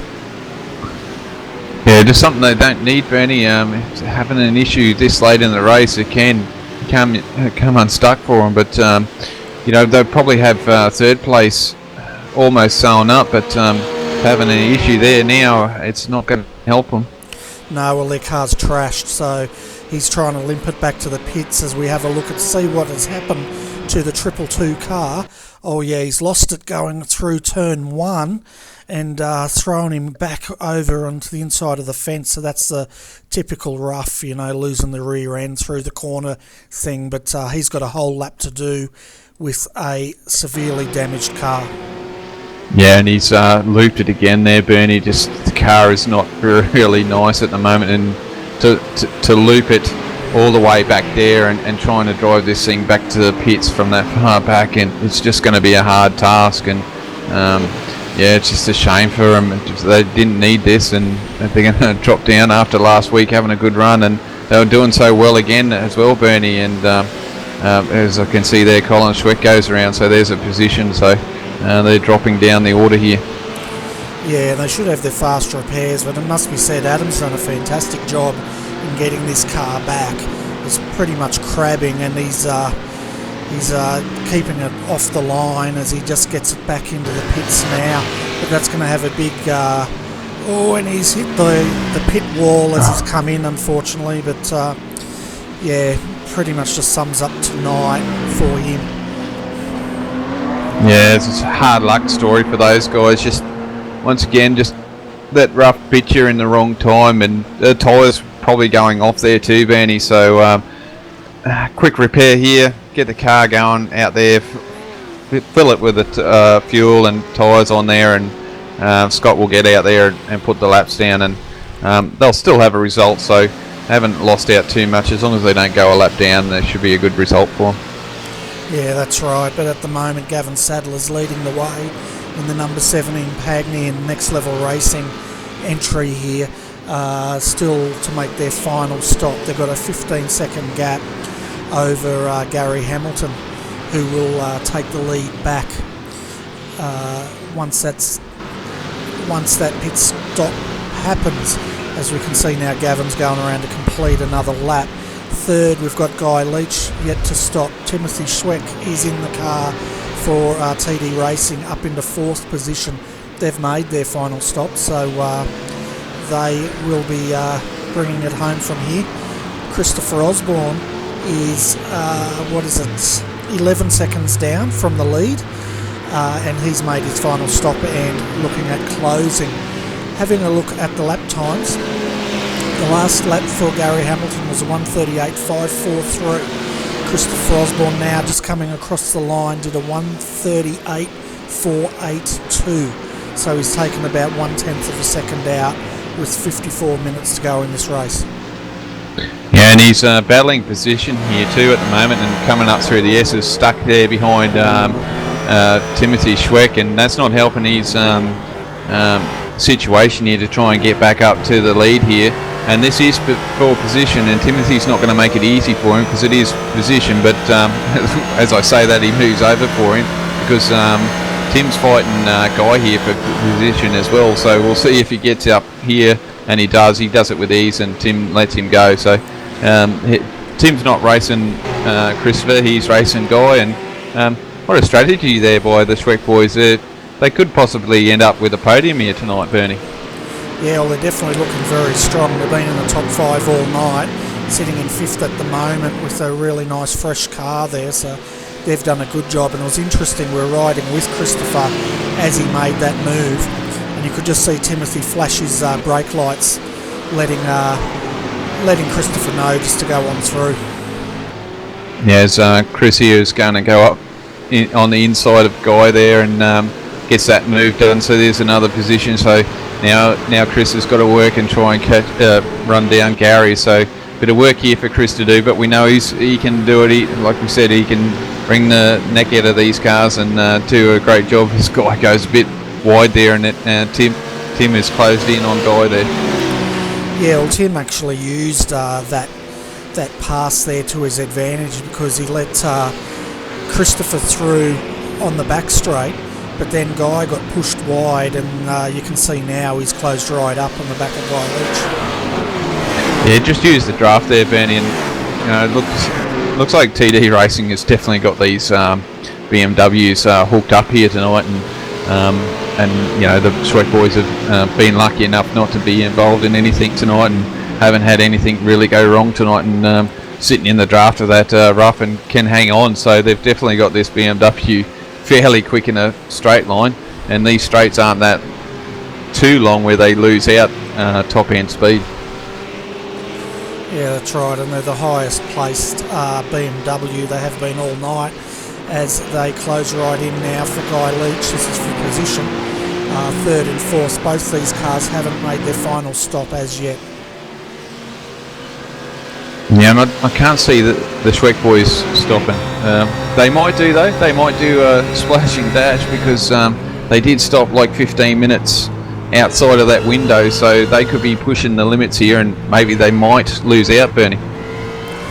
Yeah, I think they'll probably do a quick splash and dash, throw a bit of fuel in it to get to the end. Timothy will stay in it. They won't change tyres, of course, and it'll be interesting to see how it shakes out. But saying that, he could sit here behind Guy and just try to save a little bit of fuel. They're lapping in the 140s at the moment, so they might be able to. It's going to be doubtful though. 51 minutes to go. Yeah, it'd be just something to be watchful of as the laps go down. You know, I think in about 20 minutes to go, if guys need a splash and dash, they'll be getting close to that time to see their numbers and definitely put that fuel in anywhere from half an hour to 20 minutes to go, because you wouldn't want to leave it any later than that, Bernie. No, that's right, you wouldn't. But at the moment, folks, Gary Hamilton's leading the way. The gap back to Christopher Osborne, 10.2 seconds is the gap now after all the pit stops are being made. As far as fuel goes, Christopher can definitely make it home. As far as Gary goes, well, it's going to be marginal, as you can hear Adrian in the background sighing, his buttons stuck on. Guy Leach is in third position at the moment, with Timothy Schweck fighting out for third and fourth here and looking very racy, and Gavin Sadler rounds out our top five. Yeah, sorry about that, folks. Just a little technical issue seem to be having at the moment, but look, we'll keep soldering on. You just have to hear all me moans and groans in between while Bernie's talking. So it's just a brilliant race, Bernie. Once again, these boys are definitely turning on for us tonight, and just love watching this series. They're good bunch of guys as Guy is into the pits there. Yeah, and we're looking out the gearbox as he dived in, but yeah, it is a good race, and it's normal that Adrian does moan and groan while I'm talking. It's just that you never hear him.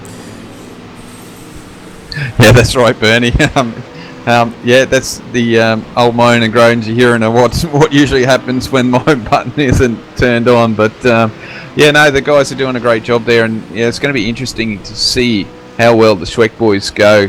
Definitely don't like putting a number on anyone, but you know, to watch these guys at the moment, it's definitely going to be close. I'm not sure if they're going to do it on another stop or what. So these are the guys to watch for, and at the moment, being in third position, what a place to be after the start. And they've done a great qualifying run, and it's been a long season for them. That's got to be said for sure, Bernie. It certainly has been, and they're the last surviving car tonight on TD Racing. So it'd be great for that team to get a podium tonight, but it's still 48 minutes to go, and we'll see how it shakes out. At the moment, Gary Hamilton's still in front. That gap hasn't come down much, and Rod Pinder's jumped into the rough now to bring that car home.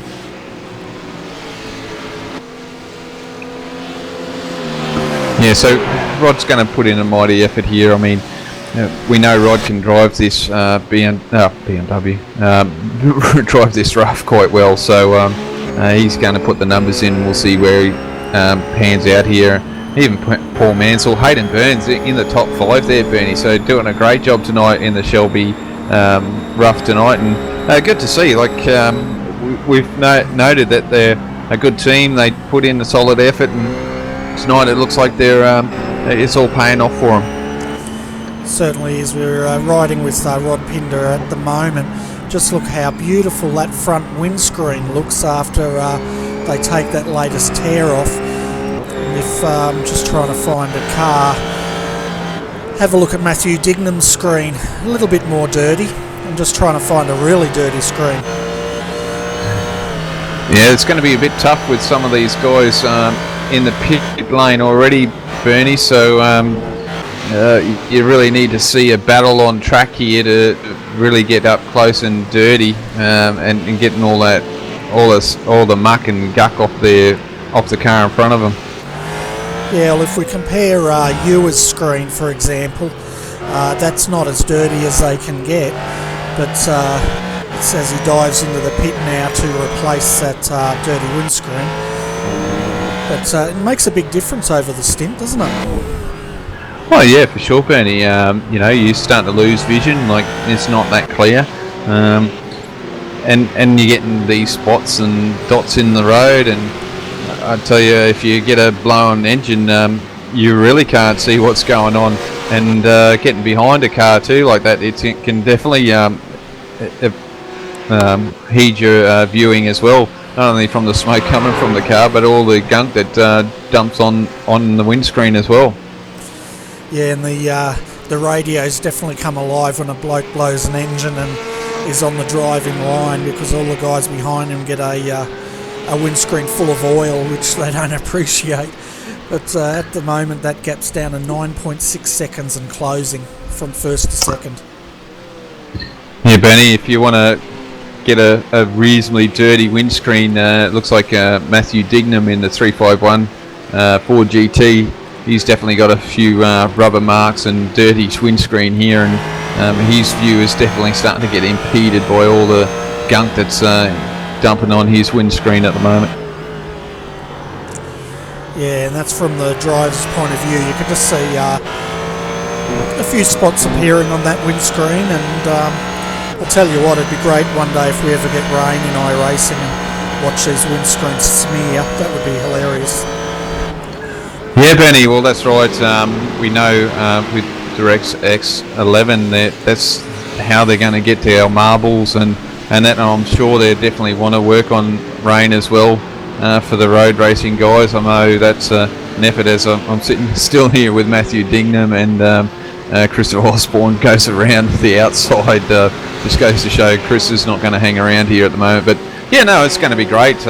Road racers are going to get the rain on the thing. That'd be something awesome, and I know iRacing is definitely looking into that at some stage, but they haven't released anything, but I know that's what they'll be looking at, and bringing us a bit of rain, because we know it's part of racing for road courses. Yeah, that's right. It's interesting to look at where iRacing's going. When it first came out, it was mainly probably targeting the NASCAR side of things, the American style racing, as well as a bit of road racing, and a lot of the time we've been racing on the road under NASCAR rules, I guess. But as the years have gone on, the two legs, I guess, are getting further and further apart, aren't they? And it must be interesting for iRacing to have to tailor their business, I guess, for road racing as well as for the NASCARs. Yeah, it's definitely a thing that they've looked at and understood the issues that they've got there. Like, they've got their hardcore NASCAR fans, which is fair enough, and that's where their baseline has been, and it always has been, and I'm sure it always will be. But they're seeing the value in getting these road course races and signing up these big names as well to bring you these road course like blank paint series, for the GT3s. Awesome job in getting those, and I know they've got a lot more others they're trying to get on board as well to try and cater for everyone. But obviously with all this work going on, there's only so much they can do throughout the years, but definitely improved and great for everyone involved in iRacing. Oh, definitely. And you look at the cars coming for the road racing side of things. We've got the new Formula One with DRS and KERS due probably next year at this stage. We've got the new F2, the new F3, all Renaults. They've been signed up for licensing, which is really going to open up our open wheelers. Then you look at the GT3 series, we've got Blancpain. They've just scanned Le Mans, and they're looking at bringing in probably next year day to night transitions. So when that comes in, this is just going to really make enduro racing's take that to the next level, really, isn't it? Oh yeah, for sure. And they've got another two cars also for GT3s.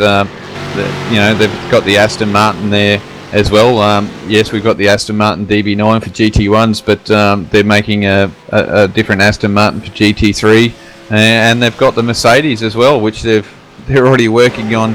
So we could see that hopefully next year as well. So definitely a couple of more makes coming into GT3, which it's a big work and a great effort, and more cars to be on the field, Bernie, and be interesting to see what happens when they actually do arrive and how well they go.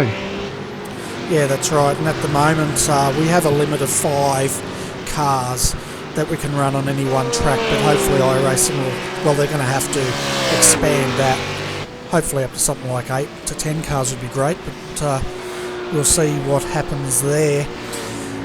But anyway, folks, getting back to the race, Gary Hamilton's in the lead, 9.5 second gap back to Christopher Osborne. At this stage, Gary's just looking at the times and matching them pretty much within 2/10.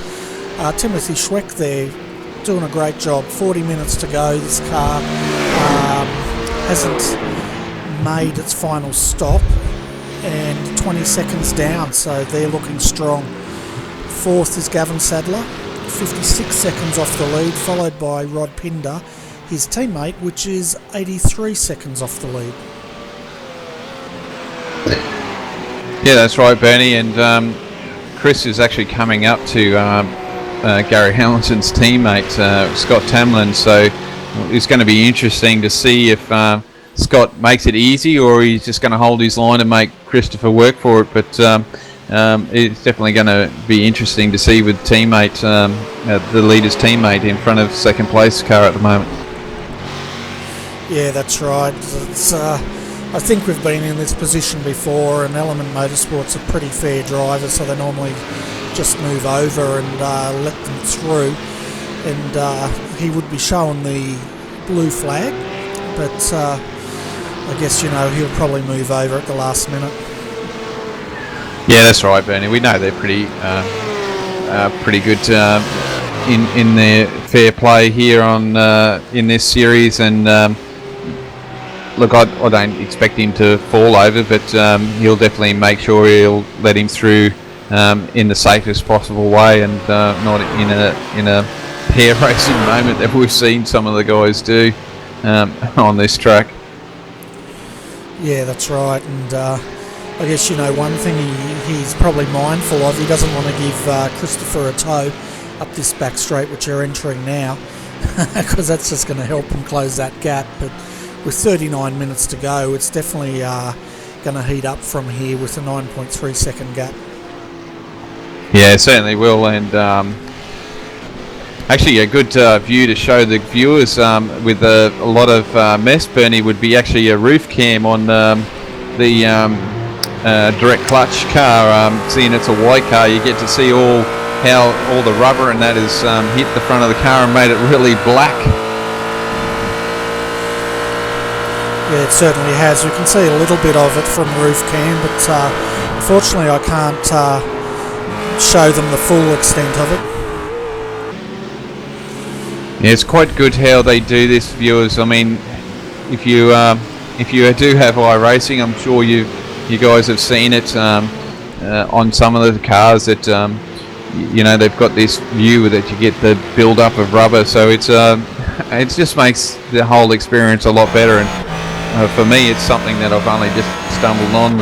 I've gone out and spent a little bit of money on myself for my hobby and enjoying a lot more, but you don't need a lot of money to get into this sports, and you can watch it on replays and that you can change around, and there's things that you can do and can't do, and obviously the things you can do for racing you turn it down, and for watching back on replays you can turn it all on, Bernie, can't you, and enjoy the replays back, and it's great fun to be a part of.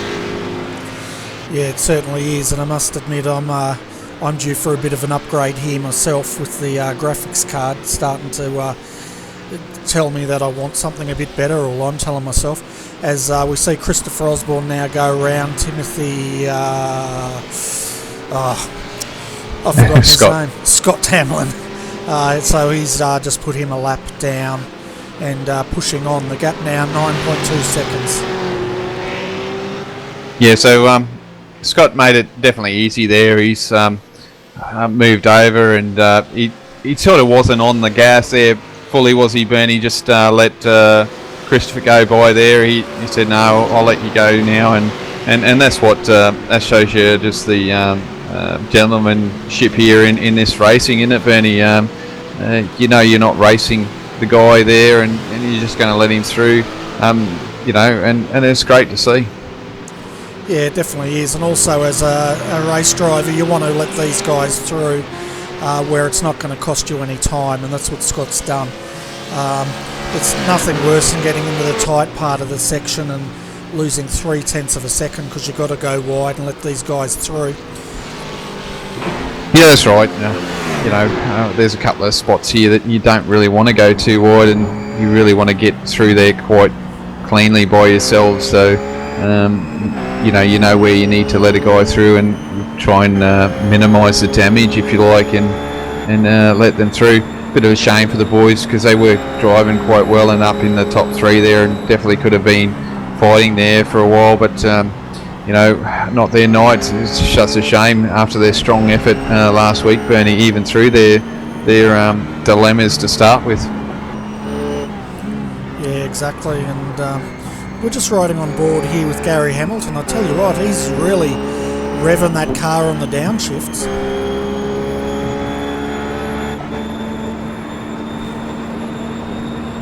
See if I can jump in there, Bernie.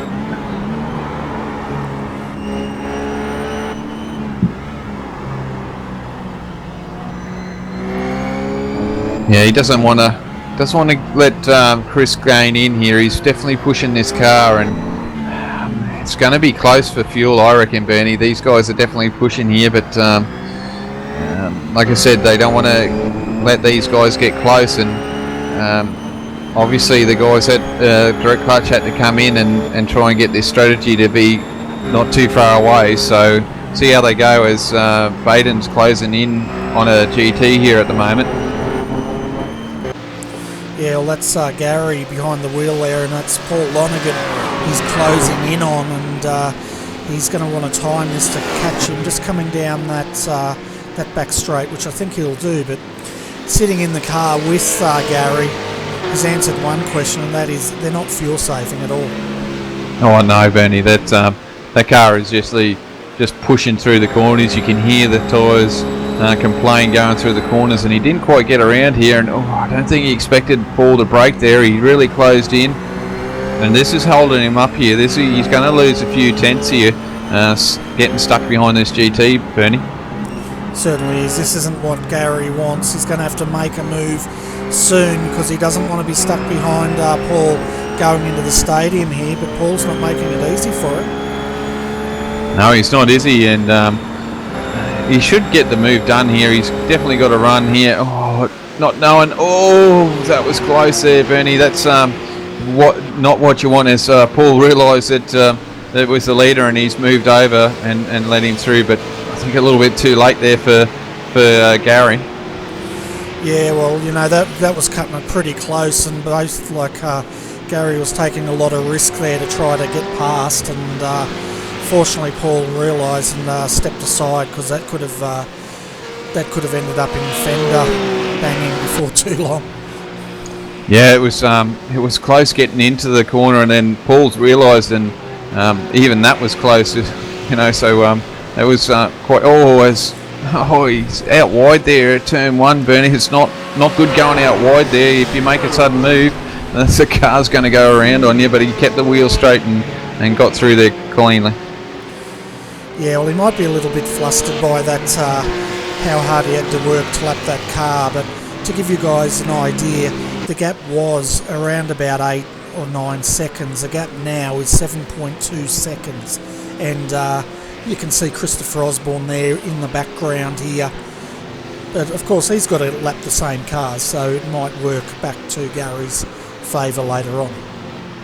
Well, that's right, Bernie. It's definitely could work back, but Paul's going to realise that the leaders aren't that far behind now, and like we said, once the leader goes through, you know that there's fast cars coming, so you're going to keep an eye on what's around you. So you might have a little bit, but yeah, Gary lost about 0.6 of a second just because of that car.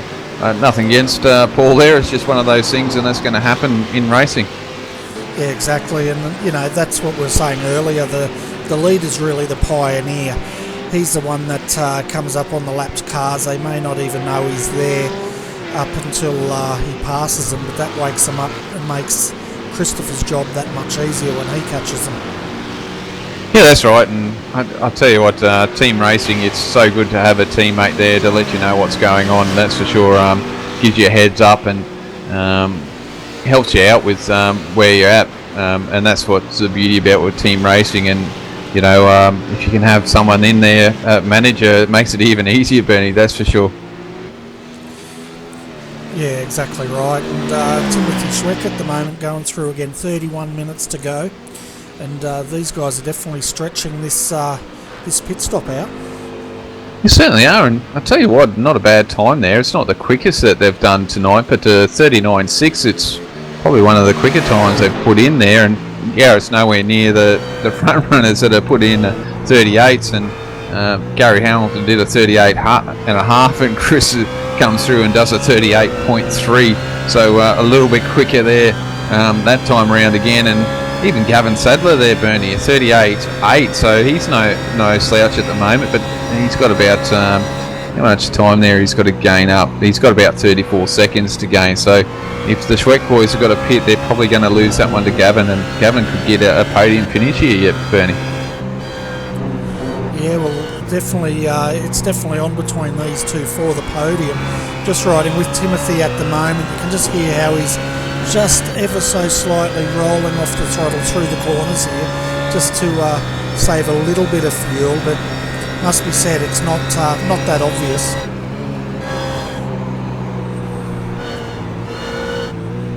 You can just hear as he's just rolling it now through the stadium, just ever so slightly to save a little bit of fuel. Yeah, he's definitely trying to save as much fuel as they can without losing speed, and it's a tricky job to do, but they're trying, possibly this is their strategy, Bernie, no more stops for them, they're just going to try and take the car home, and we'll see how that works out. But if it does, Bernie, what a coup for those guys. A two-stopper in this sort of race is a big one, isn't it? Oh, it'd be huge. It'd be a master stroke if they pull this off. But as you're saying, for a driver to roll off that throttle and save a little bit of fuel, no doubt he's driving to a number.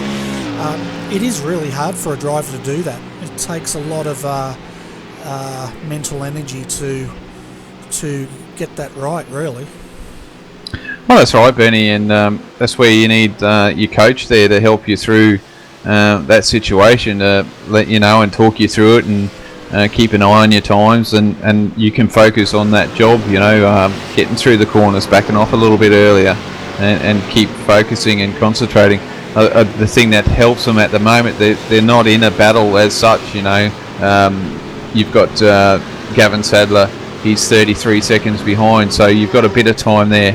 You're not racing the first and second place guys, because that's not your battle. You know that you're not going to get anywhere close to them, even though they've got to stop again. So you just got to stick to your numbers, and hopefully you can work through it. So they're trying for a win, but it may not be a possibility, but who knows, Bernie, they could pull this off yet. Well, that's right, 28 minutes to go. We'll see how they go, but at the moment Gary Hamilton's, that gap's settled to 7.2 seconds now, back to Christopher Osborne. Then we've got Timothy Schweck, as we were just talking. He's got quite a nice gap back to Gavin Sadler in fourth. Let's have a look, 33-second gap to be precise. And Rod Pinder there is in fifth with an 84-second gap to the lead. Looking at our retirements, still only 3 cars. The Laser entry and 2 of the TD Racing cars retired. Yeah, sorry about that, folks. One of those wonderful things that you don't get to hear when I've got a working button on my mic there. But quick note here, Baden reckons they're good for fuel, so they're going to run to the end, and the Swick boys are just going to be hitting here for a third position, hopefully. So it's going to be interesting for see how the direct clutch boys go here, Bernie. Well, that's right, and the direct clutch boys, if we're looking at the point score here, Elements Motorsport, the 111 at the moment in the lead. They've got 176.25 points over Direct Clutch Motorsports with 172, followed by Blackadder Motorsport 66 in 151.25. So really, the Direct Clutch Motorsports guys, they really want to win this just to keep this championship alive, which it is, but they don't want to let the 111 get too far ahead on points. No, that's right, Bernie. To win a championship, you've got to make sure you're in the hunt, and that's 4.25 of a points is not much.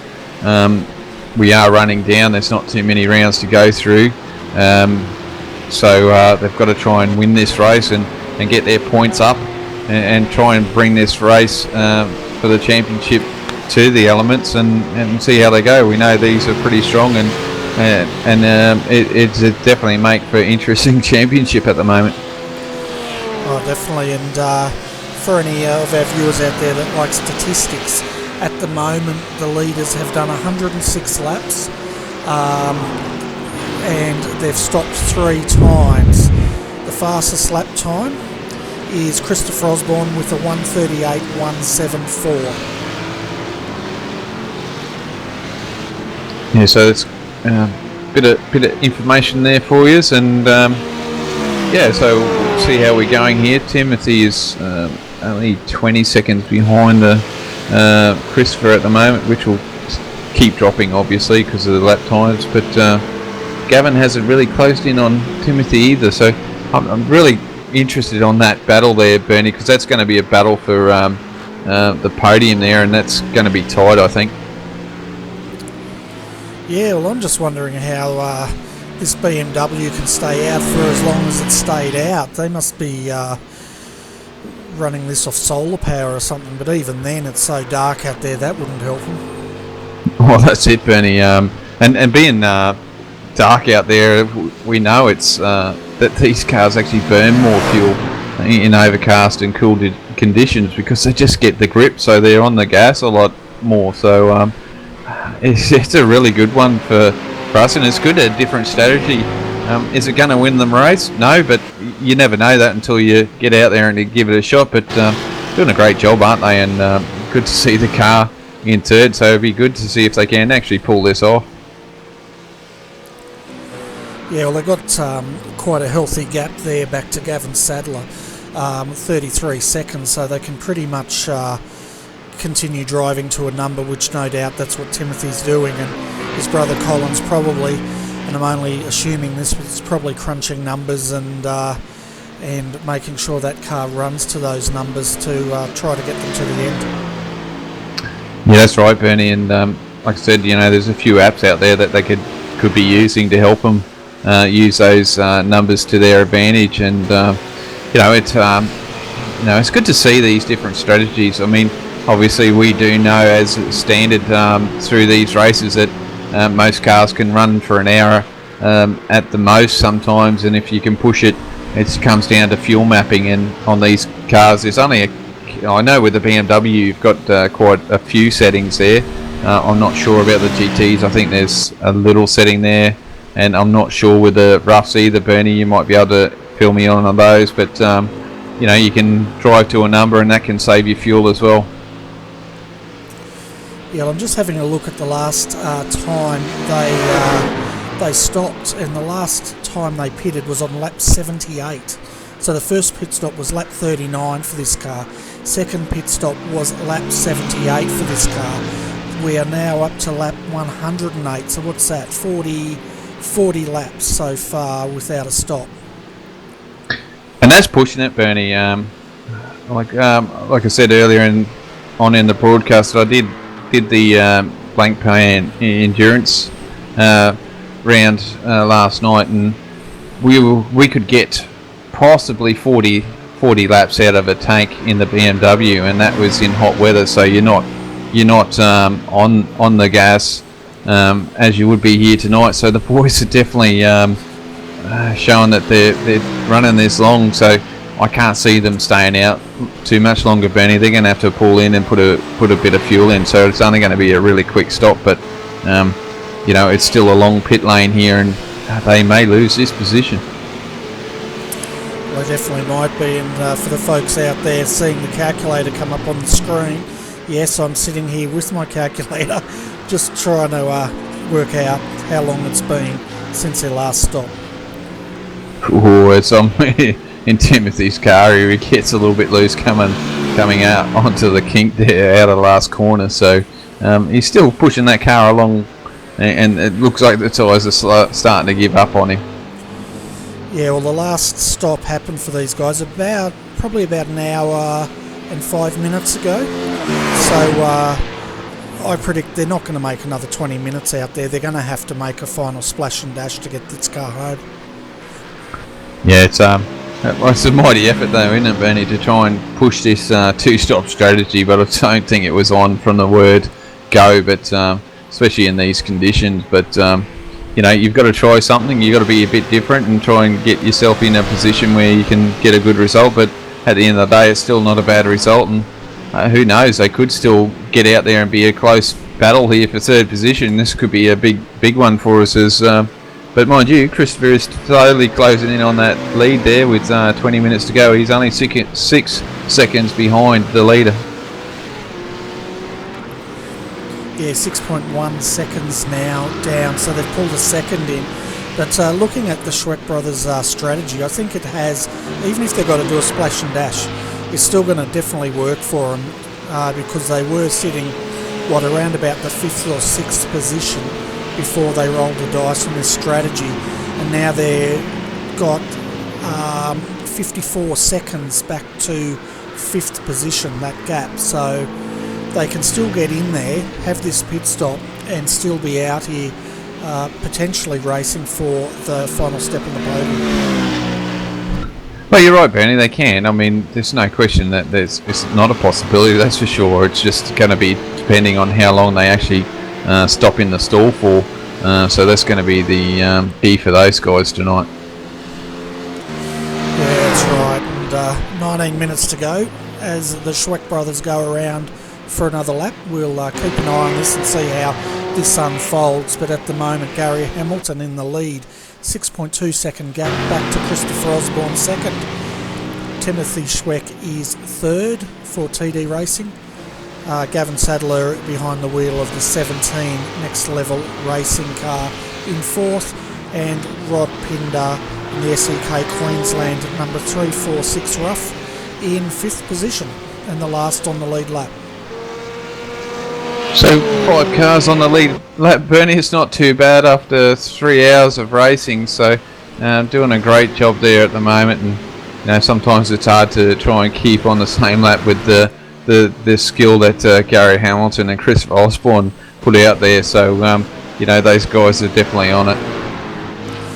Yeah, and I'm having a look at the lap times now. The Schweck brothers, Timothy Schweck, he's dropped down to a 1:40.054 that lap, which makes me think, I wonder if they've changed the fuel mapping of that car, because that's around about 1.5 seconds a lap slower at this stage.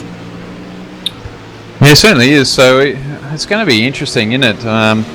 Just to see, like with 17 minutes to go, it's going to be interesting. They're definitely putting the questions on it for us as we're having a look here, and I can let you know, actually, we've got a little bit of inside information from Colin here, Bernie, and they reckon they're about 9 minutes short on fuel, but won't need tyres, so definitely going to be a splash and dash for these guys.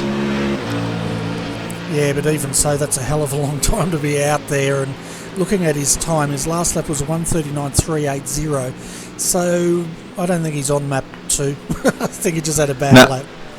No, just had a bad lap, Bernie, with 9 minutes short on fuel. And if they get the calculations right, they can preset how much fuel's going to go in there. Have a tear off that windscreen, dump in at probably 9 minutes of fuel or 9.5 minutes worth of fuel, and get back out there. And depending on how long that takes through the pit stalls, you know, like at the moment with everyone else, it's taking roughly a minute. Depending on how quickly that fuel goes in, depends on how quick they'll get through that pit stall. Yeah, so 9 minutes of fuel. He'll probably only have to take a 10 or 11 second stop as far as fuel goes. And then, of course, he's coming in and out, so probably a 40 seconds all up, which means they'll probably come in about fourth, about 10 seconds behind fourth position Gavin Sadler at this point. But, you know, I'm just a commentator. I wouldn't know these things. We'll have to wait another 7 minutes to find out. Yeah, that's it, Bernie. We're only guessing on what's going to happen here, but, you know, we've been watching the races, so we do have a little bit of a educated guess at these things, but, you know, they definitely keep us on our feet and gives the viewers some definitely interesting strategies that the guys are putting on tonight. Yeah, that's right, and the gap now is down to 5.9 seconds, 15 minutes to go. I don't think the Direct Clutch Motorsport boys are going to pull Gary in at this point. No, Gary's doing a great job there. Well done to him, you know, there with the sore back, sitting there racing, and to be sitting there for over an hour, Bernie, and pushing down on those pedals. I mean, that's got to be hurting you at some stage, but I'm sure he's on some good medication there to help him for that. But you know, top effort here from Gary tonight to get in the car and feeling comfortable, and good to see they're out there. And so Elements Motorsport's doing a great job again tonight, and I think their sister car just come out of the pits, Bernie, so really gone from bad to worse again for Elements Motorsport's the second car there. Yeah, that was a 2 second stop, so I'd say they were really pretty short on fuel there, or just slightly short on fuel, and so they should be good to go to the home for the home stretch now. But yeah, Christopher, he can see Gary in ahead of him, he just can't close his gap. Yeah, well, that last lap there, Bernie, there's only 1/100th of a second between it, so you know, you get a lap where you've not gained, you've lost 0.1 of a second, and then the next lap you gain half a second. It's not going to help you. And look, Gary's going to have a little bit of drafting here, so he's going to get a bit more speed behind his teammate, and he knows that his teammate will let him through as soon as he can. So once he gets close enough, he's just going to let him by so easily, so he doesn't lose any time whatsoever. Yeah, that's exactly right, and no doubt the teammates are communicating, and but it's great to see again, you know, this great battle between these two teams. It happened last week, and must be said, Direct Clutch Motorsport in the early part of the race last week were in trouble, but boy did they make a comeback, and tonight it looks like it's going to be Element Motorsports again.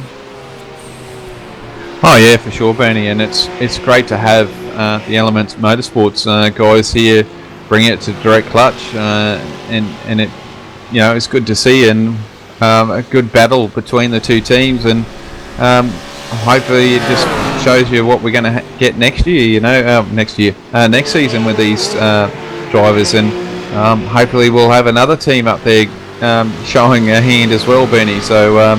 No, it's good for us, and good for the viewers out there, and good for the series as well. That's right, and as always, Christopher never gives up. His last lap, 1:38.863, that gap got down to as low as 5.4 seconds, stretched up now to 5.7 seconds. Yeah, so he took another half a second out there again, Bernie, so it just goes to show you know, he can get that time down, but it's just taken a little bit longer than what he wanted to. But you know, pushing these cars, you're gonna wear the tyres out. They're gonna drop off a lot quicker. So even though in these cold conditions, you're still going to lose. You're going to get tyre degradation over the period of time, and if you push the cars too hard, it's still going to lose the grip in them, and you're going to fight the car all the way home. That's right, and he can see ahead of him. He can see that the car of Gary's, and he's really keen to close in. And he's working this Ford GT3 hard to try to close that gap, but saying that they probably only have about 7, maybe 8 laps left. Yeah, so they don't have too many more laps to go, ladies and gentlemen, and he's got a bit of work. It's been a hard slog to get this time down, and it hasn't dropped a lot that time around.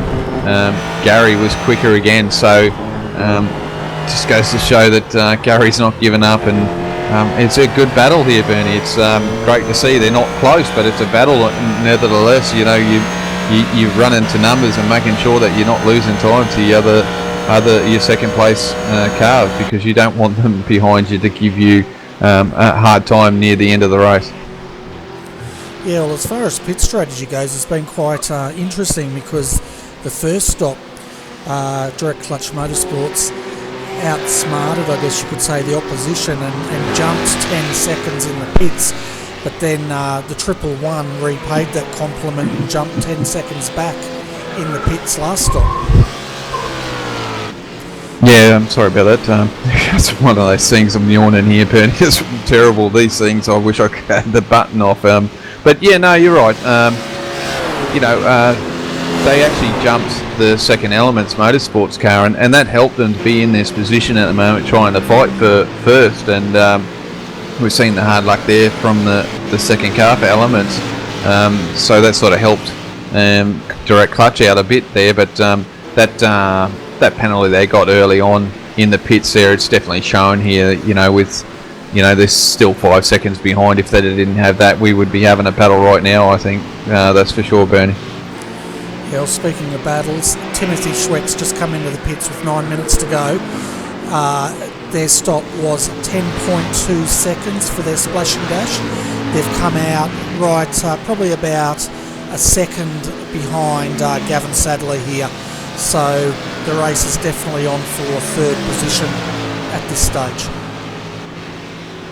Yeah, so we'll see how that goes, Bernie. Obviously, we will keep an eye on it slowly, but a bit of work here for the Shrek boys to try and close this gap with 9 minutes to go. But it's definitely not out of the question. As long as they've got a nice light car there, Bernie, and push along. I mean, they're doing a fantastic job in that BMW tonight. They certainly are, and one thing they don't need at this point is they've got Christian Challoner back there in 11th in the number 66 car, 1 lap down, looking very racy indeed. But no doubt Timothy doesn't want to let him through, because he doesn't want to lose time over, as he does, he steps aside now. That gap is dropping, just letting him down. That gap dropped from 2.8 seconds down to 3.3 seconds. Yeah, well, Timothy could actually use Christian here a little bit, use his draft.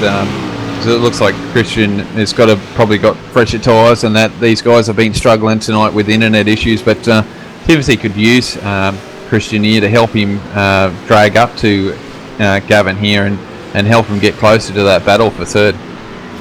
Well, that's exactly right, and that's what he's doing at the moment. The gap's 3.5 seconds, so he's got quite a lot of work to do, but Christian's not going slow, so he could definitely use him to tow him up to that battle. The battle for first at the moment, the gap is down to 4.6 seconds as Christopher runs it wide there. He's got to be careful, he'll get a shortcut penalty the way he's going there. Yeah, they've got quite a big incident level tonight too, Benny. It's up to, I think it's 52 tonight. It's one of those things they can probably push a little bit tonight. So it's quite a big incident level actually. So on a track like this, so they probably can push it a bit more tonight than what they normally would. Yeah, it wasn't the incidents I was worried about. I thought he might have got a shortcut penalty because he chopped the whole rear of the S's off there. Yeah, well, with those incidents, getting those shortcuts, they'll definitely include on that. So, but there's no harm in that with the incidents tonight by the look of it. But yeah, you're right, with a shortcut, you don't need that. You know, a couple of seconds and all that hard work you've tried to gain up has gone down the drain there. But doing a great job here as we've got under 7 minutes to go, probably about 5 laps remaining there, Bernie. Yeah, about 5 laps to go. They've done 118 laps tonight so far as we're riding on board with Christopher here, and you can just see how hard he's pushing this car just to urge it to try to get this gap. It's now, the gap is 4.7 seconds and he's using every bit of the road here. Yeah, and that time around it was even Stevens for lap times, Bernie. Gary Hamilton did a 38.736. Christopher Osborne 38.738. Now that's close racing by no small feat there, is there? Yeah, that's for sure. And, you know, after nearly 3.5 hours of racing, 4.9 seconds, 4.6 seconds separates first from second, and the gap's about the same from third to fourth at this stage. Yeah, and just imagine if these boys didn't get that penalty in the first stop, Bernie, it'd be a lot closer than this. I'm sure we'd be seeing these guys as close as possible, you know, riding each other's bumpers, trying to make a mistake, and the way that Christopher can drive, you know, it could have been a different story, but them's the breaks. That's part of racing, you know. You do the wrong thing, you get penalised, and you're going to have to work your way back. But what a drive here from Chris tonight, and Brad actually. Brad did a fantastic job in his stints as well. Oh, definitely, and they can see the top step of the podium. It's just 4.9 seconds away, 4.5 seconds away, with probably about 4 laps to go. Looking back here at Timothy, sorry. I'm not sure if he's going to catch Gavin, so this might be a good outcome for the Pagny and Next Level Racing team for third position here. Yeah, it looks like Gavin's got a bit of pace here. His last lap time was 39.6. Timothy's was a 40.1, so there was half a second loss there to Gavin for Timothy, but we've got Rod behind him as well, and Rod was a little bit quicker again. He did a 39.3, but with 4 laps remaining, he's probably got that covered off. Not a second a lap, you know, with 4 seconds, 4 laps to go. That's only 4 seconds, so they've probably got 4th place, but still a mighty effort, Bernie, I think, to bring this BMW home in that position, and where they started as well. So it's not a bad job for these guys tonight. No, it was a fantastic job. They were running in the probably about 6th until they rolled the dice, so that brought them right up into contention for 3rd. So that's a great effort for TD Racing tonight, and I'm sure the Schweck brothers would be more than happy with that result. And at the moment, the gap 3.9 seconds from Gary Hamilton back to Christopher Osborne here. Yeah, Christopher's quicker again, but look, I think he's going to run out of the laps, to be quite honest, Bernie. It's one way to you could catch him, but passing is another. Like you said before, passing a guy and not leaving you enough laps to do it is being feet. I know we've seen it before, but with that 1 lap to go, but it's still hard to do, especially when you're on old tyres. The last time we've seen it, it was fresher tyres against old tyres, so it makes it a little bit easier, but with the same sort of degradation on your tyres, it makes it a lot harder. Yeah, it certainly does, but he's not going to give up, we know that. 2 minutes 45 going, they'll get this lap in, possibly another, so we're up for probably 2, maybe 3 laps at this stage.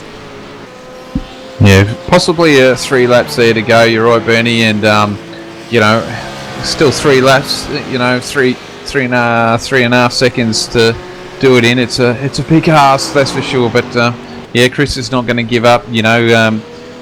Gary could make a little mistake, and he could lose a second in the lap. So, which is quite possible. But Gary's a quite accomplished driver as well, and it's going to be rare to see a mistake coming out off of Gary.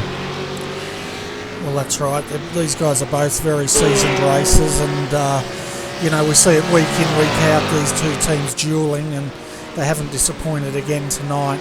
1 minute 51 to go. They're lapping in the 1:39, so I reckon they'll get this lap plus another after this. Yeah, I think you'd be right there, Bernie, and it's going to push some fuel numbers, I'm sure.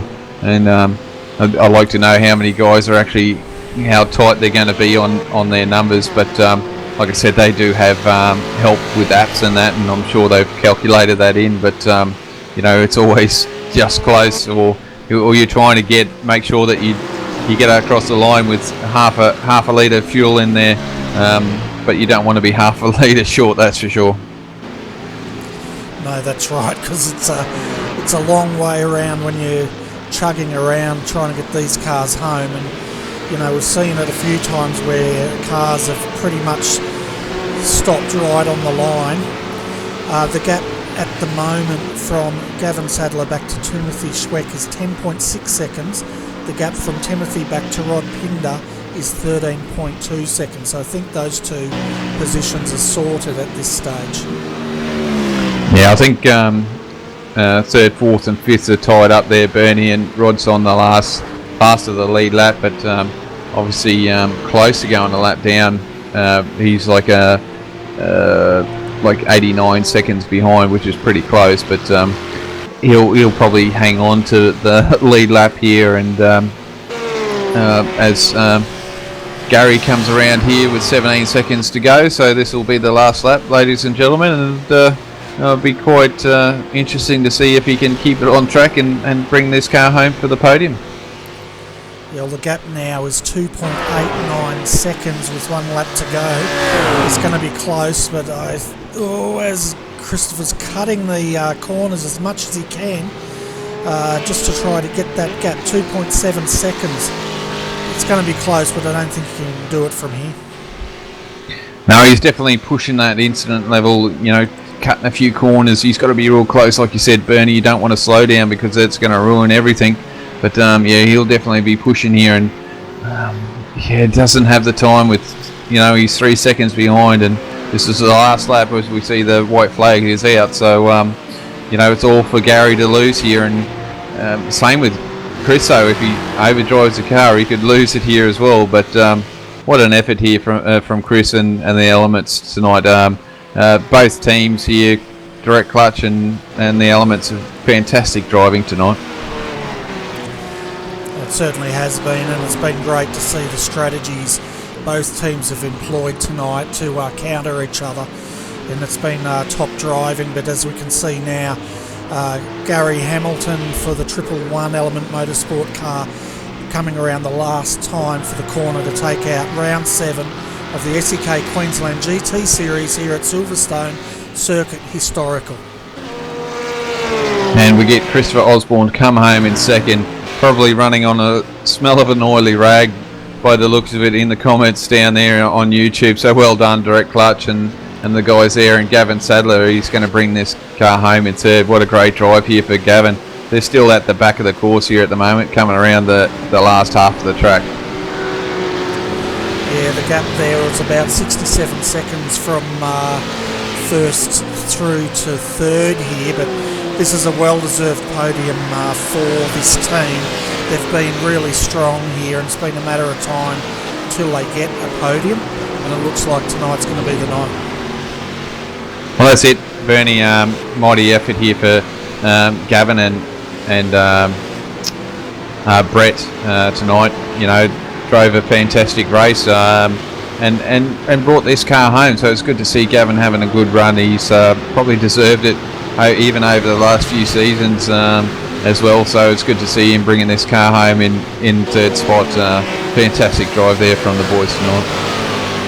Yeah, definitely a fantastic result, and I'm sure a popular result amongst the field there. Timothy Schweck bringing the TD Racing 747 home in fourth position another great drive and great fuel strategy there for that team.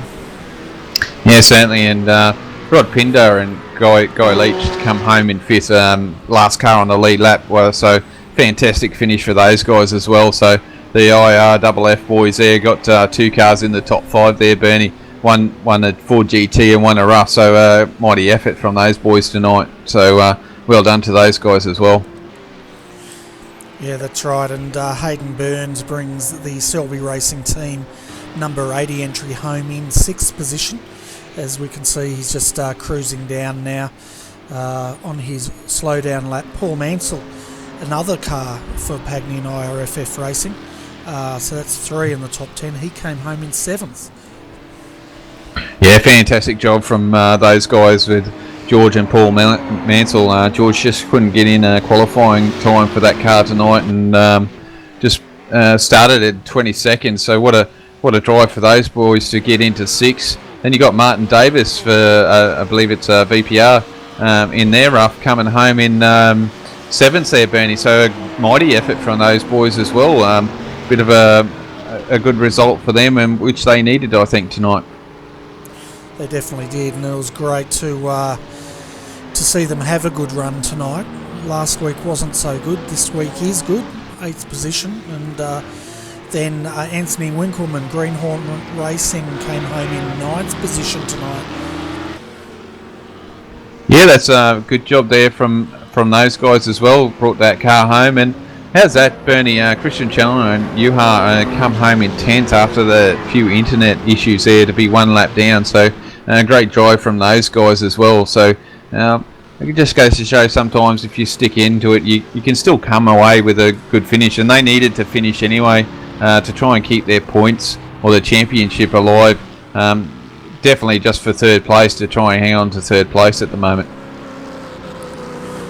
Yeah, that's right. So looking at our point score, folks, after this round, Elements Motorsports 1111 or 111, they'll extend their lead over Direct Clutch Motorsports number 1 team as far as points go. Then just having a look, the TD Racing guys are going to look good too once they get their points haul for their 4th position tonight. Yeah, that'd be good for those guys. They'll definitely move up there and probably overtake their teammates for that. That's for sure, because they're pretty close on points. Or maybe not. They'll definitely close the gap anyway. With 8 points there between those two. So they'll definitely close up the points. Oh no, they might actually pass them, Bernie, with the point structure. Yeah, it's going to be quite close, and the other ones that are going to benefit, of course, is the number 17 car. They're currently sitting in 6th position, but with their 3rd place finish, I think they're going to jump up into the top 5 after tonight. Yeah, certainly will, and even for the Shelby number 80 car, they're going to move up probably a couple of positions as well with that strong finish. So they're having a good run to the end. And this is when you need to start hitting your straps, isn't it, Bernie? Near the end of the season, trying to get a few more points. And I reckon this championship is definitely on for the money between Elements and Direct Clutch. And I think Direct Clutch have got a little bit of work to do, I think, with the last few races to go. Yeah, they've got to probably a little bit more work to go. But Elements Motorsports definitely taking it or the battle to them this season, and they definitely want that number 1 on their car next season. Oh yeah, for sure. I mean, let's not kid ourselves. If you're in a series like this or a league like this, you definitely want to be number 1. If you're in a good team and you can drive, you're always chasing to be number 1, and that's the whole idea of it. There's some guys out there that are racing for the fun of it and just know their skill level, and they race just to race and have some good battles, and that's good as well. You know where you are, and you always set yourself goals. I know if I was out there, I'd see where I am for one season, and next season I'd set myself a goal for the next one, and I'm sure there's guys out there doing the same thing. Yeah, I bet you there are too, and what we'll do, folks, is I'll take you through the full finishing position of the whole field here while we wait to see if we're going to get any interviews tonight. So Elements Motorsport 111 takes out tonight's race, followed by Direct Clutch Motorsports number 1. Then we had the Next Level Pagnian Racing Team number 17. Shush, Adrian, stop your yawning. In third position. Yeah. As you can tell, his microphone's stuck, so he's going to yawn all the way through this, folks. TD Racing home in 4th, Pagnian IRFF Racing home in 5th, Selby Racing Team 6th, Pagnian IRFF Racing 7th, VPR, or Team VPR home in 8th, 9th was Green Hornet Racing and 1 lap down, 10th was Blackadder Motorsport, 11th JFF Racing, 12th was Blackadder Motorsport with Lewis Kugeley driving that car at the end. KRF Motorsports with a good result in 13th. Pagnian IRFF Racing with Matt Dignam behind the wheel in 14th. Then the other Selby Racing Team car home in 15th. We saw that car have a bit of an accident on the first lap. Blackadder Motorsports 16th. Terry Marwood was driving the 310 car home in 17th.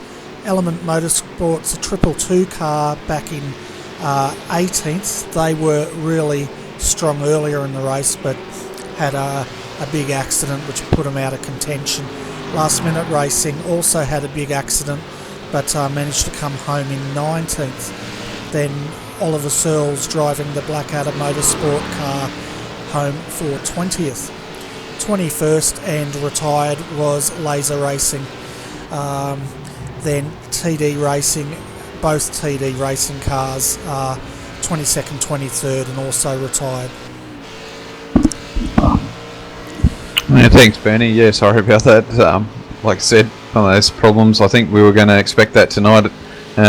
Considering I didn't have a good start either, Bernie. I didn't have a mic to start with at all, and now it's completely on, which is polar opposites. But these are the breaks. But yeah, no, good racing. I suppose it's that time of the night where we sort of but we've got Gary down there, Bernie, so we can bring Gary up and have a quick chat with him. Yeah, I'll let you have a chat with him, because if I do, you'll just continue yawning, mate, so over to you. Oh, thanks, mate. Hey, Gary, welcome to the booth. Fantastic finish, and all with a sore back and all, mate. Yeah, g'day Adrian, Bernie. Back was pretty good actually. Luckily the sim setup I got I lay down quite a bit like an open wheeler, and it actually is quite comfy to drive, so the result didn't hurt, that's for sure.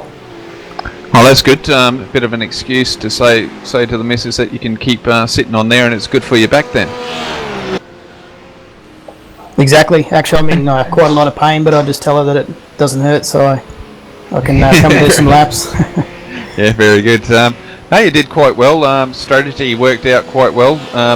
Bit of a problem there for the Direct Clutch boys. They had a pit stop penalty there early on, which dropped them back and made it a bit hard for them to try and catch up. But they were definitely on the money there at the end and trying to close that gap in. But it was a bit hard trying to manage.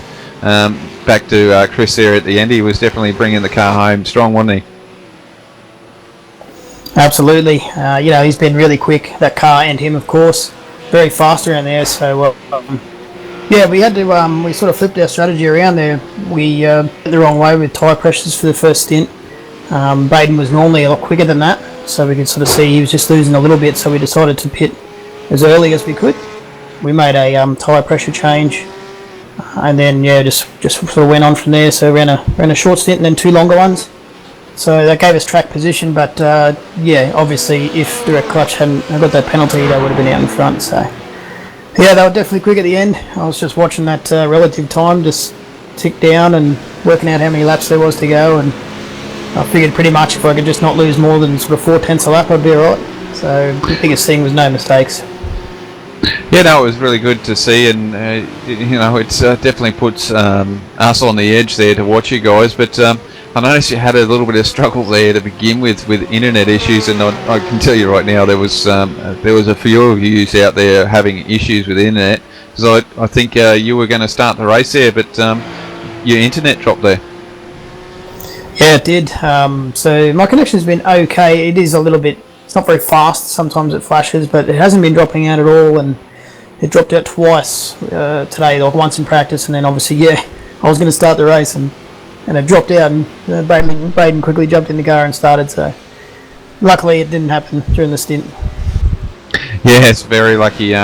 We know that there was a few guys there that did tonight, and unfortunate for those guys, it really cost them a race and some points there. But it was a good effort there too, doing quite well. Even Adam was having a good run last week. The guys did a great job. I know that you were managing the guys last week, so they had a good run, but unfortunately they come unstuck tonight, and wasn't the result they were after, was it? Yeah, a big pity there. Adam's been super quick. He's been working really hard, practicing a lot. He was in qualifying there. He outdid us, so he was quick. And at the start of the race, he was doing everything right. Good laps. Just put really good laps, one together, one after the other. And then he copped a slowdown. Unfortunately, coming onto the straight, it just sort of seemed to go backwards from there. I think he had a spin, and then Scotty had a spin as well, so it didn't help him. Yeah, no, a bit unfortunate, but it's good to see that the second car there is coming on strong. Now that you're back, is the third car going to get involved again, or is that sort of on hold at the moment? Yeah, well, those guys are actually having a few, I think, internet dramas, so that's the only reason they're not running. Hopefully they get it sorted and get back into the game. Yeah, it's good to see that the team's fairly strong there.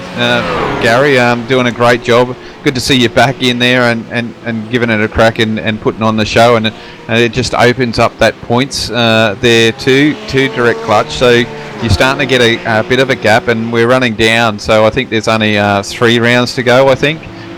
So, you've got everything to gain at the moment with this run that you're having. So definitely more to come, I'm sure. Yeah, I hope so. Obviously, just got to be consistent, watching that gap the whole time. But yeah, you're right, we're on a roll. It's nice, 3 in a row at the moment. Just got to keep it going, and unfortunately, direct clutch could have finished a fair bit further back for us, but they're making it difficult. You wouldn't want it anyway, other way, I don't think. There, Gary. I think you want that pressure. You want to know that you've worked hard for a championship, and that's what you're really interested in it. Working hard and making sure that everything that you get is well worth the effort, isn't it? Yeah, exactly. It's no fun if you just run around the front by yourself. So, but I mean, speed-wise, those guys, they're still pretty much the benchmark. So things do have to fall your way to beat those guys, which is it's a good challenge. Yeah, certainly is. I'll quickly hand you over to Bernie. Thanks for coming up here, but good to see you back, mate. Good to see you putting in the times as well. I did say that you probably were aching a bit there, pushing on those pedals. I'm sure that doesn't help with your back there, pushing on those pedals, giving that I know some of these rigs, they've got a lot of force in them. So congratulations, well done to you and Baden there. And look, it's good for the series and the championship, and it's definitely making it interesting with you and direct clutch at the moment. So once again, congratulations.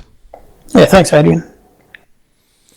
Yeah, Gary, welcome back. I'm glad to hear that back of yours is on the improve, and it was great to see you out there having a run tonight. But I tell you what, it was mighty close between you and Direct Clutch Motorsport at the end. 2.2 seconds, I think the gap was. Yep. So that was nice and nerve-wracking at the end. Hard not to make a mistake. But really, really good to see. 3.5 hours running and only a 2-second gap. That's pretty cool. Yeah, it certainly made it exciting for us here. But before we let you go, Gary, do you want to give a shout out to all your sponsors? Yeah, obviously, just the Element team, the guys there, excellent job. Adam really this week put that set together. He did a lot of laps, a lot of work. So good on him. It was disappointing to see the result because I think he deserved a bit better than that. 3 C's beer, of course. That always keeps me nice and relaxed at home. But other than that, That's about it, mate. Thanks for you guys. Always doing an awesome show. No worries. Well, it's great to have you up here, Gary, and we'll catch up with you next week. I think we've only got, 4 rounds to go of this season? Yeah, I think so. 3 or 4. I'll have to have a look. But, yeah, well, hope to have a chat again soon. Might mean we won another one. Yeah, well, let's hope so, and best of luck for next week, and thanks for popping in for a chat. Thanks, fellas. See you later. So, folks, that was our race winner, Gary Hamilton. He partnered up with Baden Reed tonight in the 111 Element Motorsport team. They've extended their gap over Direct Clutch Motorsport now. Not sure what the points is, but we'll bring that to you next week. Adrian, before we wrap this thing up, do we have a drive of the night? Oh, Bernie, I think we could shout out quite a few drivers tonight. Gavin bringing the car home in third. What a mighty effort from those boys. Special shout out to George Fullerton and his driver. I do know your name. I just can't think of it right off the top of my head. And the VPR boys. What a drive from those tonight. So awesome effort from them. And I can't commend them so much for driving a hard night tonight. But awesome effort from those. And even Christopher driving that last stint there and getting home with 2.2 seconds to go. How good is that? So great racing and driving from everyone tonight, I reckon. Yeah, definitely. And it was great to see the Schweck brothers in the TD Racing 747 car, the way they rolled the dice on their fuel strategy. The other one was to watch the battle in pit strategies between Elements Motorsports 111 and the number 1, as well as a 222 earlier in the race. They were definitely doing the tortoise and the hare strategy there tonight. So overall, it's fantastic driving by everyone. And looking ahead, folks, tomorrow night we have the Skip Barber Monday Night Lights on at 9:15pm, so tune in for that. And then on Wednesday night, Adrian and I will be back to bring you the Australian Pro-Am Sports Car Series. We're going to be broadcasting 3 of those rounds this season. This Wednesday night will be the first one, probably come to you about 9pm. And then Thursday night we have the Star Mazda Australian Championship to finish off our week of broadcasting. So anyway, Adrian, thanks so much for for helping out. I'm so tired. That's all right.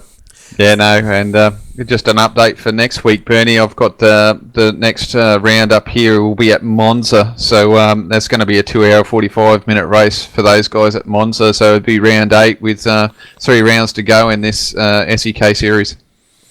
Fantastic. And last time we were at Monza, the roughs had real trouble there, spinning into fences. So we'll see if they've overcome that problem since last season. So anyway, folks, thank you so much for joining our broadcast tonight. If you liked the broadcast, press the like button down there. As always, if you want to follow us on Facebook, go to facebook.com/Redback Racing TV.